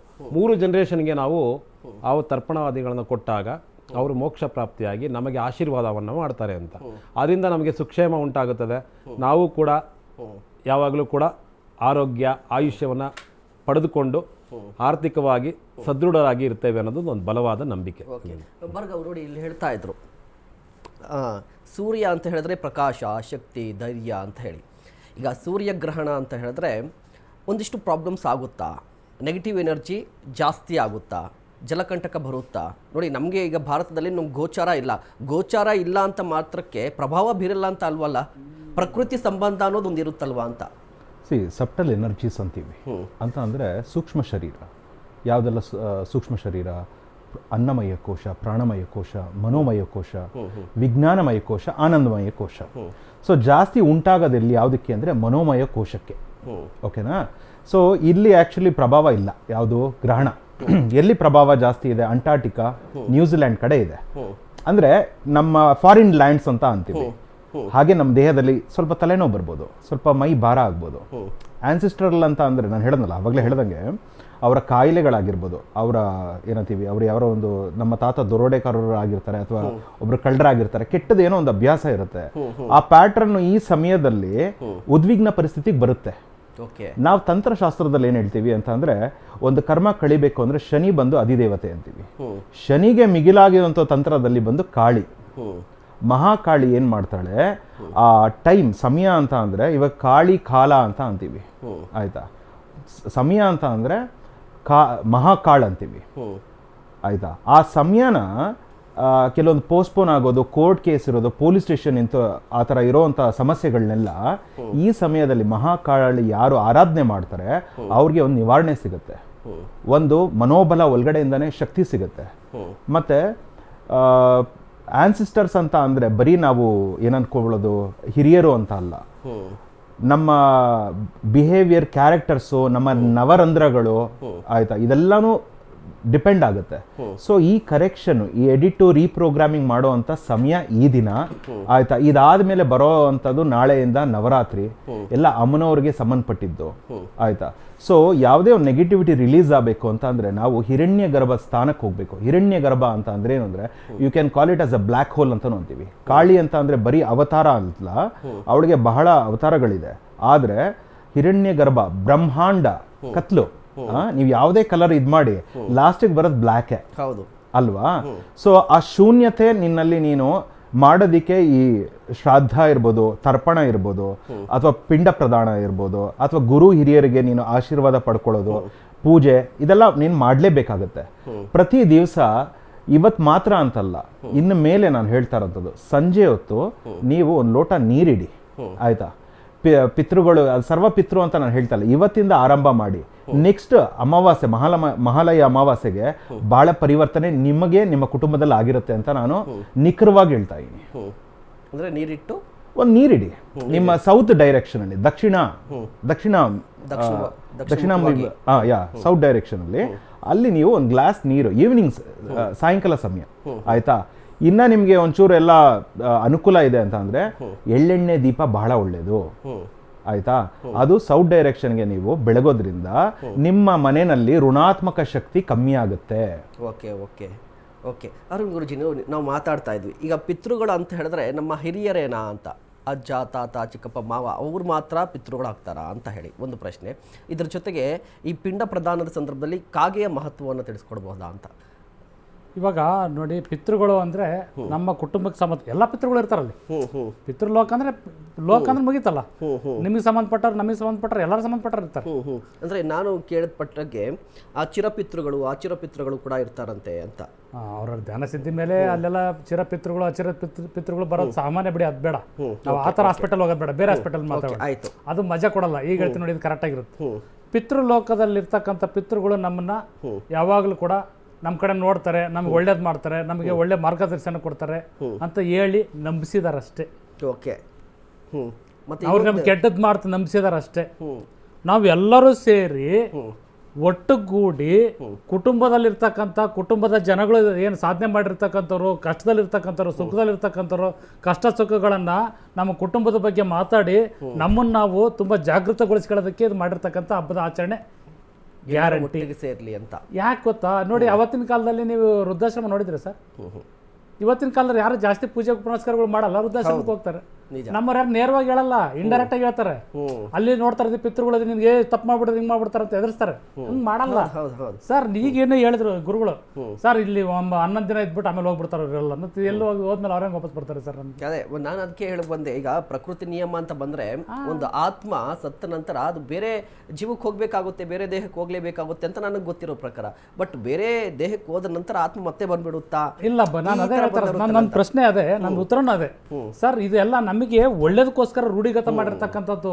ಕುಟುಂಬದ ಘನತೆ ಹೆಚ್ಚಿಸ್ಕೊಳ್ಳೋದಕ್ಕೋಸ್ಕರ, ಕುಟುಂಬದ ಕೆಪಾಸಿಟಿ ಹೆಚ್ಚಿಸ್ಕೊಳ್ಳೋದಕ್ಕೋಸ್ಕರ, ನಮ್ಮ ಕುಟುಂಬದ ಮೇಲೆ ನಮಗೆ ಅಭಿಮಾನ ಬರೋದಕ್ಕೋಸ್ಕರ ನಾವೆಲ್ಲರೂ ಒಟ್ಟಾಗಿ ಒಬ್ರಿಗೆ ಒಂದು ವಿಷಯ ಗೊತ್ತಿರುತ್ತೆ ನೋಡಿ. ಇವತ್ತು ನಮ್ಮ ತಂದೆ ಬಗ್ಗೆ ನನಗೆ ಎಷ್ಟೊಂದಿಷ್ಟು ವಿಷಯ ಗೊತ್ತಿರುತ್ತೆ, ನಮ್ಮ ದೊಡ್ಡಣ್ಣಗೊಂದು ವಿಷಯ ಗೊತ್ತಿರುತ್ತೆ, ನಮ್ಮ ಎರಡನೇ ಅಣ್ಣಗೊಂದು ವಿಷಯ ಗೊತ್ತಿರುತ್ತೆ, ತಾಯಿಗೊಂದು ವಿಷಯ ಗೊತ್ತಿರುತ್ತೆ, ಯಾರ್ಯಾರೋ ಗೊತ್ತಿರುತ್ತೆ ಸರ್. ನಾವೆಲ್ಲ ಕೂತ್ಕೊಂಡು ಡಿಸ್ಕಷನ್ ಮಾಡಿದಾಗ ಆ ಎನರ್ಜಿ ಪಾಸ್ ಆಗುತ್ತೆ ನಮ್ಮ ಕುಟುಂಬದ ಬಗ್ಗೆ. ನಾವು ಪಾಸಿಟಿವ್ ಆಗ್ತೀವಿ, ಕುಟುಂಬ ದೊಡ್ಡದಾಗ್ತದೆ, ಕುಟುಂಬ ಗಟ್ಟಿ ಆಗ್ತದೆ. ಗಟ್ಟಿ ಕುಟುಂಬದಿಂದ ನಾವು ಈ ಸಮಾಜ ನಿರ್ಮಾಣಕ್ಕೆ ಮಾಡಕ್ ಹೋಗ್ತೀವಿ, ಪಾಸಿಟಿವ್ ಎನರ್ಜಿ ಬರುತ್ತೆ. ಅದಕ್ಕೆ ಅಂತ ಒಂದೇ ಒಂದು ದಿನ ಸೃಷ್ಟಿ ಮಾಡ್ಕೊಂಡಿದ್ದಾರೆ, ಇದು ಗ್ರಹಣದ ಸಮಯ ಅಂತ. ಇದು ಯಾವಾಗ್ಲೂ ಕೂಡ ಇರುತ್ತೆ ನೋಡಿ. ಈ ಗ್ರಹಣದ ಸಮಯದಲ್ಲಿ ಯಾವಾಗ್ಲೂ ಕೂಡ ಸೂರ್ಯನಿಗೆ ಸಂಬಂಧಪಟ್ಟಂತದ್ದೇ ಇರುತ್ತೆ. ಸೂರ್ಯನ್ ಬಿಟ್ಟರೆ ಬೇರೆ ಇಲ್ಲ ಅಲ್ಲ. ಸೊ ಈ ಒಂದು ಪಿತೃಗಳಿಗೆ ಸಂಬಂಧಪಟ್ಟಂಥದ್ದು ನಾವು ನೋಡ್ಬೇಕಾಗ ಯಾವುದೇ ಕಾರಣಕ್ಕೂ ಯಾವ ಪಿತೃಗಳಾಗ್ಲಿ ಯಾವ ಶಕ್ತಿ ಆಗ್ಲಿ ಬಂದು ನಮಗೆ ಹಿಂಗ್ ಬಂದ್ಬಿಟ್ಟು ಹಿಂಗ್ ಧಾರಾವಾಹಿಗಳಲ್ಲಿ ಮಾತ್ರ ನೋಡ್ಬೋದು ಸರ್, ಸಿನಿಮಾದಲ್ಲಿ ನೋಡ್ಬೋದು ಸರ್. ನಿಜ ಜೀವನದಲ್ಲಿ ಸಾಧ್ಯನೇ ಇಲ್ಲ, ಶಾಪ ಕೊಡ್ತಾರಂತೆ, ಸಾಧ್ಯನೇ ಇಲ್ಲ. ಅದೊಂದು ಸುಳ್ಳು, ಭಯ ಇರ್ಲಿ ಸರ್. ಧಾರ್ಮಿಕ ಆಚರಣೆಗಳನ್ನ ಪ್ರಶ್ನೆ ಮಾಡಬಾರ್ದು. ಬೇರೆ ಏನೋ ಒಳ್ಳೇದು ಕೊಡ್ತಾ ಇದಾರೆ ಅವರು, ನಾವು ಅರ್ಥ ಮಾಡ್ಕೋಬೇಕು. ನಾವು ಅಪ್ಗ್ರೇಡ್ ಆಗಿದೀವಿ ಈಗ, ಅರ್ಥ ಆಯ್ತಲ್ಲ ಸರ್? ನಾವು ಅಪ್ಗ್ರೇಡ್ ಆಗಿದ್ದೀವಿ. ನಮ್ಮ ತಂದೆ ಬೆಲೆ ಗೊತ್ತಾಗಬೇಕು, ನನ್ನ ಅಣ್ಣನ ಬೆಲೆ ಗೊತ್ತಾಗಬೇಕು, ನಮ್ಮ ಅತ್ತಿಗೆ ಬೆಲೆ ಗೊತ್ತಾಗಬೇಕು, ನಮ್ಮ ಮನೆ ಬೆಲೆ ಗೊತ್ತಾಗಬೇಕು. ನಾವೆಲ್ಲರೂ ನಾವೆಲ್ಲ ಸೇರಿ ಬೆಳೆಯೋಣ ಅನ್ನತಕ್ಕಂಥ ಒಂದು ಬುದ್ಧಿವಂತಿಕೆ ಬರಲಿ, ಒಂದು ಕಾನ್ಫಿಡೆನ್ಸ್ ಬರಲಿ ಅನ್ನೋದಕ್ಕೋಸ್ಕರ ತುಂಬಾ ಅಚ್ಚುಕಟ್ಟಾಗಿ ನಿಭಾಯಿಸಿದ್ದಾರೆ. ನೇರವಾಗಿ ಎಷ್ಟು ಜನ ಕೇಳಕ್ ಸಾಧ್ಯ? ನಾವು ಯಾರು ನಮ್ಮ ಮಾತು ಕೇಳ್ತಾರೆ? ಈ ಕೆಲಸ ಫೋನಲ್ಲಿ ಮಾತಾಡ್ತಾರೆ ಬಿಡಿ ಸರ್. ಅರುಣ್ ಗುರುಜಿ ನೋಡಿ, ಈಗ ನೀವು ಹೇಳ್ತಾ ಇದ್ರಲ್ವಾ ಇಡೀ ಕುಟುಂಬ ಒಂದು ಕಡೆ ಸೇರಬೇಕು ಅಂತ ಹೇಳಿ ಕಾರ್ಯಕ್ರಮ. ಬಟ್ ಇತ್ತೀಚಿನ ದಿನಗಳಲ್ಲಿ ಈಗ ತಂತ್ರಜ್ಞಾನ ಬೆಳೆದಿದೆ, ಎಲ್ಲರೂ ಕೂಡ ಬೇರೆ ಬೇರೆ ಕೆಲಸಕ್ಕೆ ಹೋಗ್ಬಿಟ್ಟಿರ್ತಾರೆ. ಬಟ್ ಇತ್ತೀಚಿನ ದಿನಗಳಲ್ಲಿ ಈ ರೀತಿ ಆಗ್ತಾನೆ ಇಲ್ವಲ್ಲ? ಈಗ ಬದಲಾಗ್ತಕ್ಕಂಥ ಜಗತ್ತಿನ ನಿಯಮ, ಆಗದೆ ಇರ್ತಕ್ಕಂಥ ಒಂದು ಮಂತ್ರ ಹೇಳಿ ಕೇಳಿ ಮುಂದೆ ಜೀವನ ನೋಡ್ಕೊಂಡು ಹೋಗಿ, ಇದಕ್ಕೆ ಏನು ಮಾಡೋಕ್ಕಾಗಲ್ಲ, ನೋ ಆನ್ಸರ್. ಬಟ್ ಆದ್ರೂ ಕೂಡ ಕುಟುಂಬ ಎಲ್ಲರೂ ಸೇರೋದ್ರಿಂದ ಆ ಗಟ್ಟಿತನ ಇದ್ದೇ ಇರ್ತದೆ, ಅದು ಯಾವತ್ತೂ ದೂರ ಆಗಲ್ಲ. ಅರ್ಥ ಆಯ್ತಲ್ಲ ಸರ್? ಮನೆ ಗೆದ್ದು ಮಾರ್ ಗೆಲ್ಲ ಅಂತ ಎಷ್ಟು ಚೆನ್ನಾಗಿ ಹೇಳಿದ್ರೆ ನೋಡ್ರಿ. ನಿನ್ ಮನೆನ ಗೆಲ್ಲಕ್ಕಲ್ಲ, ಮಾರೇನ್ ಗೆಲ್ತೀಯಪ್ಪ ಅಂತ. ಇಲ್ಲಿ ನನಗೆ ಬೈಯೋರಿದ್ದಾರೆ, ಹೊಗಳೋರಿದ್ದಾರೆ, ತೆಗಳೋರಿದ್ದಾರೆ, ನನಗೆ ಸ್ಕೆಚ್ ಹಾಕೋರಿದ್ದಾರೆ, ನನಗೆ ಒಂಚಾಕರಿದ್ದಾರೆ, ದುಶ್ಮನ್ಗಳಿದ್ದಾರೆ, ಎಲ್ಲರೂ ನಮ್ಮ ರಿಲೇಷನ್ಗಳಿದ್ದಾರೆ, ಎಲ್ಲರೂ ಬೆನ್ನಿ ಚೂರಿ ಹಾಕೋರಿದ್ದಾರೆ, ನಮ್ಗೆ ಕೈ ಕೊಡೋರು ಇದ್ದಾರೆ, ಎಲ್ಲರೂ ಇದ್ದಾರೆ. ಇವ್ರೆಲ್ಲರ ಮಧ್ಯೆ ಬದುಕೋದ್ ಕಲ್ತ್ರೆ ಪ್ರಪಂಚದಲ್ಲಿ ಎಲ್ಲಿ ಬೇಕಾದ್ರೆ ಬದುಕ್ತಿ ಅಂತ. ಅರ್ಥ ಆಯ್ತಲ್ಲ ಸರ್? ಇವಾಗ ನಾವೆಲ್ಲ ಏನ್ ಮಾಡ್ಬಿಟ್ಟಿದ್ವಿ ಮಕ್ಕಳಿಗೆ ಅಂದ್ರೆ, ಇವನು ಒಳ್ಳೆಯವನು ಚೆನ್ನಾಗಿರಪ್ಪ, ಇವನು ಕೆಟ್ಟವನು ಸರಿ ಇಲ್ಲ ಅಂತ ಹೇಳ್ಕೊಟ್ಬಿಟ್ಟಿದ್ದೀವಿ. ಈ ಕೆಟ್ಟವನ್ನ ಬೇಡ ಒಳ್ಳೆಯವನ್ನೆಲ್ಲದನ್ನ ಹುಡುಕ್ತಾ ಹೋಗ್ತಾರೆ ನಮ್ಮ ಮಕ್ಳುಗಳು. ನಾವ್ ಎಲ್ಲಿ ತೋರ್ಸೋಣ ಒಳ್ಳೆಯವನು? ಇವೆಲ್ಲ ಸಮಸ್ಯೆ ಬಂತಂದ್ರೆ ಸುಸೈಡ್, ಇವೆಲ್ಲ ಇವಕ್ಕೇನು ಗೊತ್ತಾಗಲ್ಲ ಇವಕ್ಕೆ. ಸೊ ಈ ಕುಟುಂಬದಲ್ಲಿ ನಾವೆಲ್ಲರೂ ಜಾಗೃತಿಯಿಂದ ಭಾಗಿಯಾದಲ್ಲಿ ನಮ್ಮ ಕುಟುಂಬದ ಜವಾಬ್ದಾರಿ ಬೆಳೀತದೆ. ಇವ್ ನಮ್ಮ ಮಗ ಒಳ್ಳೆಯವನು, ನಮ್ಮ ಅಣ್ಣನ ಮಗ ಏನೋ ಕಷ್ಟ ಇದೆ, ತಗೊಳಪ್ಪ ಸ್ವಲ್ಪ ಹೆಲ್ಪ್ ಮಾಡೋಣ, ಒಬ್ರಿಗೊಬ್ರು ನಾವು ಗಟ್ಟಿತನ ಬಂದ ಬರ್ತೀವಿ. ಇದನ್ನ ಹೇಳಕ್ ಹೊರಟಿದಾರ ಅವರು, ಅರ್ಥ ಆಯ್ತಲ್ಲ ಸರ್? ಈಗಲೂ ಜನ ಹಿಂಗೇನೋ ಮ್ಯಾಲಿಂದ ಬರ್ತದೆ ಅಂತ ಕಾಯ್ಕೊಂತ ಕೂತ್ಕೊಂಡು ಕೈ ಪುಯಿ ಮುಗಿಯೋದವೆಲ್ಲ ಮಾಡಬೇಡಿ. ಮಂತ್ರ ಹೇಳಿ ಒಳಗಡೆ ಇರ್ತಕ್ಕಂಥ ಅದು ಸಂಬಂಧಪಟ್ಟಂಥದ್ದು ನಮಗೆ ಜಾಗೃತಿ ಕೊಡ್ತದೆ. ಈ ಪಕ್ಕದಲ್ಲಿ ಇರ್ತಕ್ಕಂಥ ಪ್ರೀತಿ ವಿಶ್ವಾಸ ಬೆಳೀತದೆ. ಇಲ್ಲಿರೋನ್ನ ಪ್ರೀತಿ ಮಾಡಿದ್ರೆ ಜಗತ್ ಗೆಲ್ಬೋದು. ಅದೇ ಪಿತೃಲೋಕ. ಹೌದು ಹೌದು ಹೌದು. ಓಕೆ ರವಿಕುಮಾರ್ ಪಂಡಿತರು, ನೋಡಿ ಈಗ ಪಿತೃಪಕ್ಷದಿಂದ ನಾಗದೋಷ ನಿವಾರಣೆ ಆಗುತ್ತಾ ಅಂತ ಒಂದು ಪ್ರಶ್ನೆ. ಸರ್, ನಾಗದೋಷ ಅಂದರೆ ಏನು? ಈಗ ನಾಗದೋಷ ಅಂದರೆ ನಾವೆಲ್ಲ ಸರ್ಪದೋಷ ಅಂತ ಬರ್ತದೆ. ರಾಹು ಕೇತುಗಳೇ ಅದಕ್ಕೂ ಕಾರಣೀಕರ್ತವೆ. ರಾಹು ಕೇತುಗಳ ದೋಷ ಬಂತು ಅಂದರೆ ಸರ್ಪದೋಷ ಅಂತ. ಸರ್ಪ ಅಂದರೆ ಏನು? ನಮ್ಮ ದೇಹದಲ್ಲೇ ಒಂದು ಸರ್ಪ ಇದೆ. ಯಾವುದದು? ನಾವೇನು ಸ್ಪೈನಲ್ ಕಾರ್ಡ್ ಅಂತ ಹೇಳ್ತೀವಿ, ಅದು ಸರ್ಪರೂಪದಲ್ಲೇ ಇರೋದು ಅಂತ ಹೇಳ್ತೀವಿ. ಪ್ರತಿಯೊಬ್ಬ ಮನುಷ್ಯನ ದೇಹದಲ್ಲೂ ಕೂಡ ಸ್ಪೈನಲ್ ಕಾರ್ಡ್ ಇಲ್ಲದೆ ಏನೂ ಇರೋಕ್ಕೆ ಸಾಧ್ಯ ಇಲ್ಲ. ಒಮ್ಮೆ ಸ್ಪೈನಲ್ ಪ್ರಾಬ್ಲಮ್ ಆಯಿತು ಅಂತಾರೆ ಅವನಿದ್ದು ಪ್ರಯೋಜನವೇ ಇಲ್ಲ ಅಂತ. ಅವ್ನು ಪರ್ಮನೆಂಟು ಏನು ಹೇಳ್ತಾರಲ್ಲ, ಕೆಲಸಕ್ಕೆ ಬಾರದ ಸ್ಥಿತಿಗೆ ತಲುಪಿಡ್ತಾನೆ. ಅದರಿಂದ ಸ್ಪೈನಲ್ ತುಂಬ ಇಂಪಾರ್ಟೆಂಟ್. ಅದೇ ರೀತಿ ಪ್ರತಿಯೊಬ್ಬರಿಗೂ ಸರ್ಪದೋಷ, ಪಿತೃದೋಷ ಎರಡೂ ಕೂಡ ಕಾರಣ ಆಗುತ್ತೆ ಜೀವನಕ್ಕೆ. ಈಗ ಹೇಳ್ತಾ ಇರು, ನಮ್ಮ ಸರ್ ಹೇಳ್ತಾ ಇರು ಮಾತಾಡ್ತಾ, ಅವರವರ ಅನುಭವಕ್ಕೆ ಬರುವಂಥದ್ದು. ನೀವು ಕೇಳಿದ್ರಿ ಪಿತೃಗಳಂದ್ರೆ ಯಾರು? ಪಿತೃಗಳಿಗೆ ಮಾತ್ರ ತರ್ಪಣ ಕೊಡಬೇಕಾ? ಯಾರ್ಯಾರು ಚರಪಿತೃಗಳು, ಸ್ಥಿರ ಪಿತೃಗಳು, ಹೀಗೆ ಅಂತ ನೋಡಿ. ನಾವು ಯಾರಿಂದ ಋಣ ಪಡೆದಿರ್ತೀವಿ ಎಲ್ರಿಗೂ ತರ್ಪಣಾದಿಗಳನ್ನ ಕೊಡಬೇಕು ಅಂತಿದೆ. ಯಾರಿಂದ ಋಣ ಪಡೆದಿದ್ದೀವಿ ಅಂತಂದ್ರೆ, ನಾವು ಒಬ್ರು ಸಹಾಯ ಮಾಡಿದ್ರೆ, ನಮಗೊಬ್ರು ಮಾರ್ಗದರ್ಶನ ಹಿಡಿದು ಕೈ ಹಿಡಿದು ನಡೆಸಿದ್ದಾರೆ, ಗುರು ಅಂತ ಹೇಳಿದ್ರು ಸರ್ ಮಾತಾಡ್ತಾ, ಗುರುಗಳಿಗೂ ನಾವು ತರ್ಪಣ ಕೊಡಬೇಕು ಅಂತಿದೆ. ನಾವು ಗುರುವನ್ನ ನಾವು ಶ್ರೇಷ್ಠತೆಯಿಂದ ನಮಗೆ ಒಳ್ಳೇದಾಗಿದೆ, ಅವರಿಂದ ಒಳಿತನ್ನ ಪಡೆದಿದ್ದೇವೆ ಅಂದರೆ ಅವ್ರಿಗೂ ತರ್ಪಣಾದಿಗಳನ್ನ ಕೊಡ್ಬೋದು ಅನ್ನೋಂಥ ಇದೆ. ನಾವು ಯಾರೋ ಒಬ್ಬ ವ್ಯಕ್ತಿ ಅವರಿಂದ ಸಹಾಯವನ್ನು ಪಡೆದಿದ್ದೀವಿ, ಕಿಂಚಿತ್ ಸಹಾಯವನ್ನು ಪಡೆದಿದ್ದೇವೆ, ಅವರ ಋಣವನ್ನು ತೀರಿಸಬೇಕು. ಈ ಸಮಯದಲ್ಲಿ ಪಿತೃಗಳ ಸಮಾನರೇ ಅವರು, ಅವ್ರಿಗೂ ಕೂಡ ನಾವು ತರ್ಪಣವನ್ನು ಕೊಟ್ಟರೆ ನಮಗೆ ಅವರಿಂದ ಕೂಡ ಆಶೀರ್ವಾದ ಸಿಗುತ್ತೆ, ಮೋಕ್ಷ ಪ್ರಾಪ್ತಿ ಆಗುತ್ತೆ ಅಂತ. ಕೆಲವರಿಗೆ ಮಕ್ಕಳೇ ಇಲ್ಲ ಸರ್, ಕೆಲವ್ರಿಗೆ ಮಕ್ಕಳಿರೋಲ್ಲ.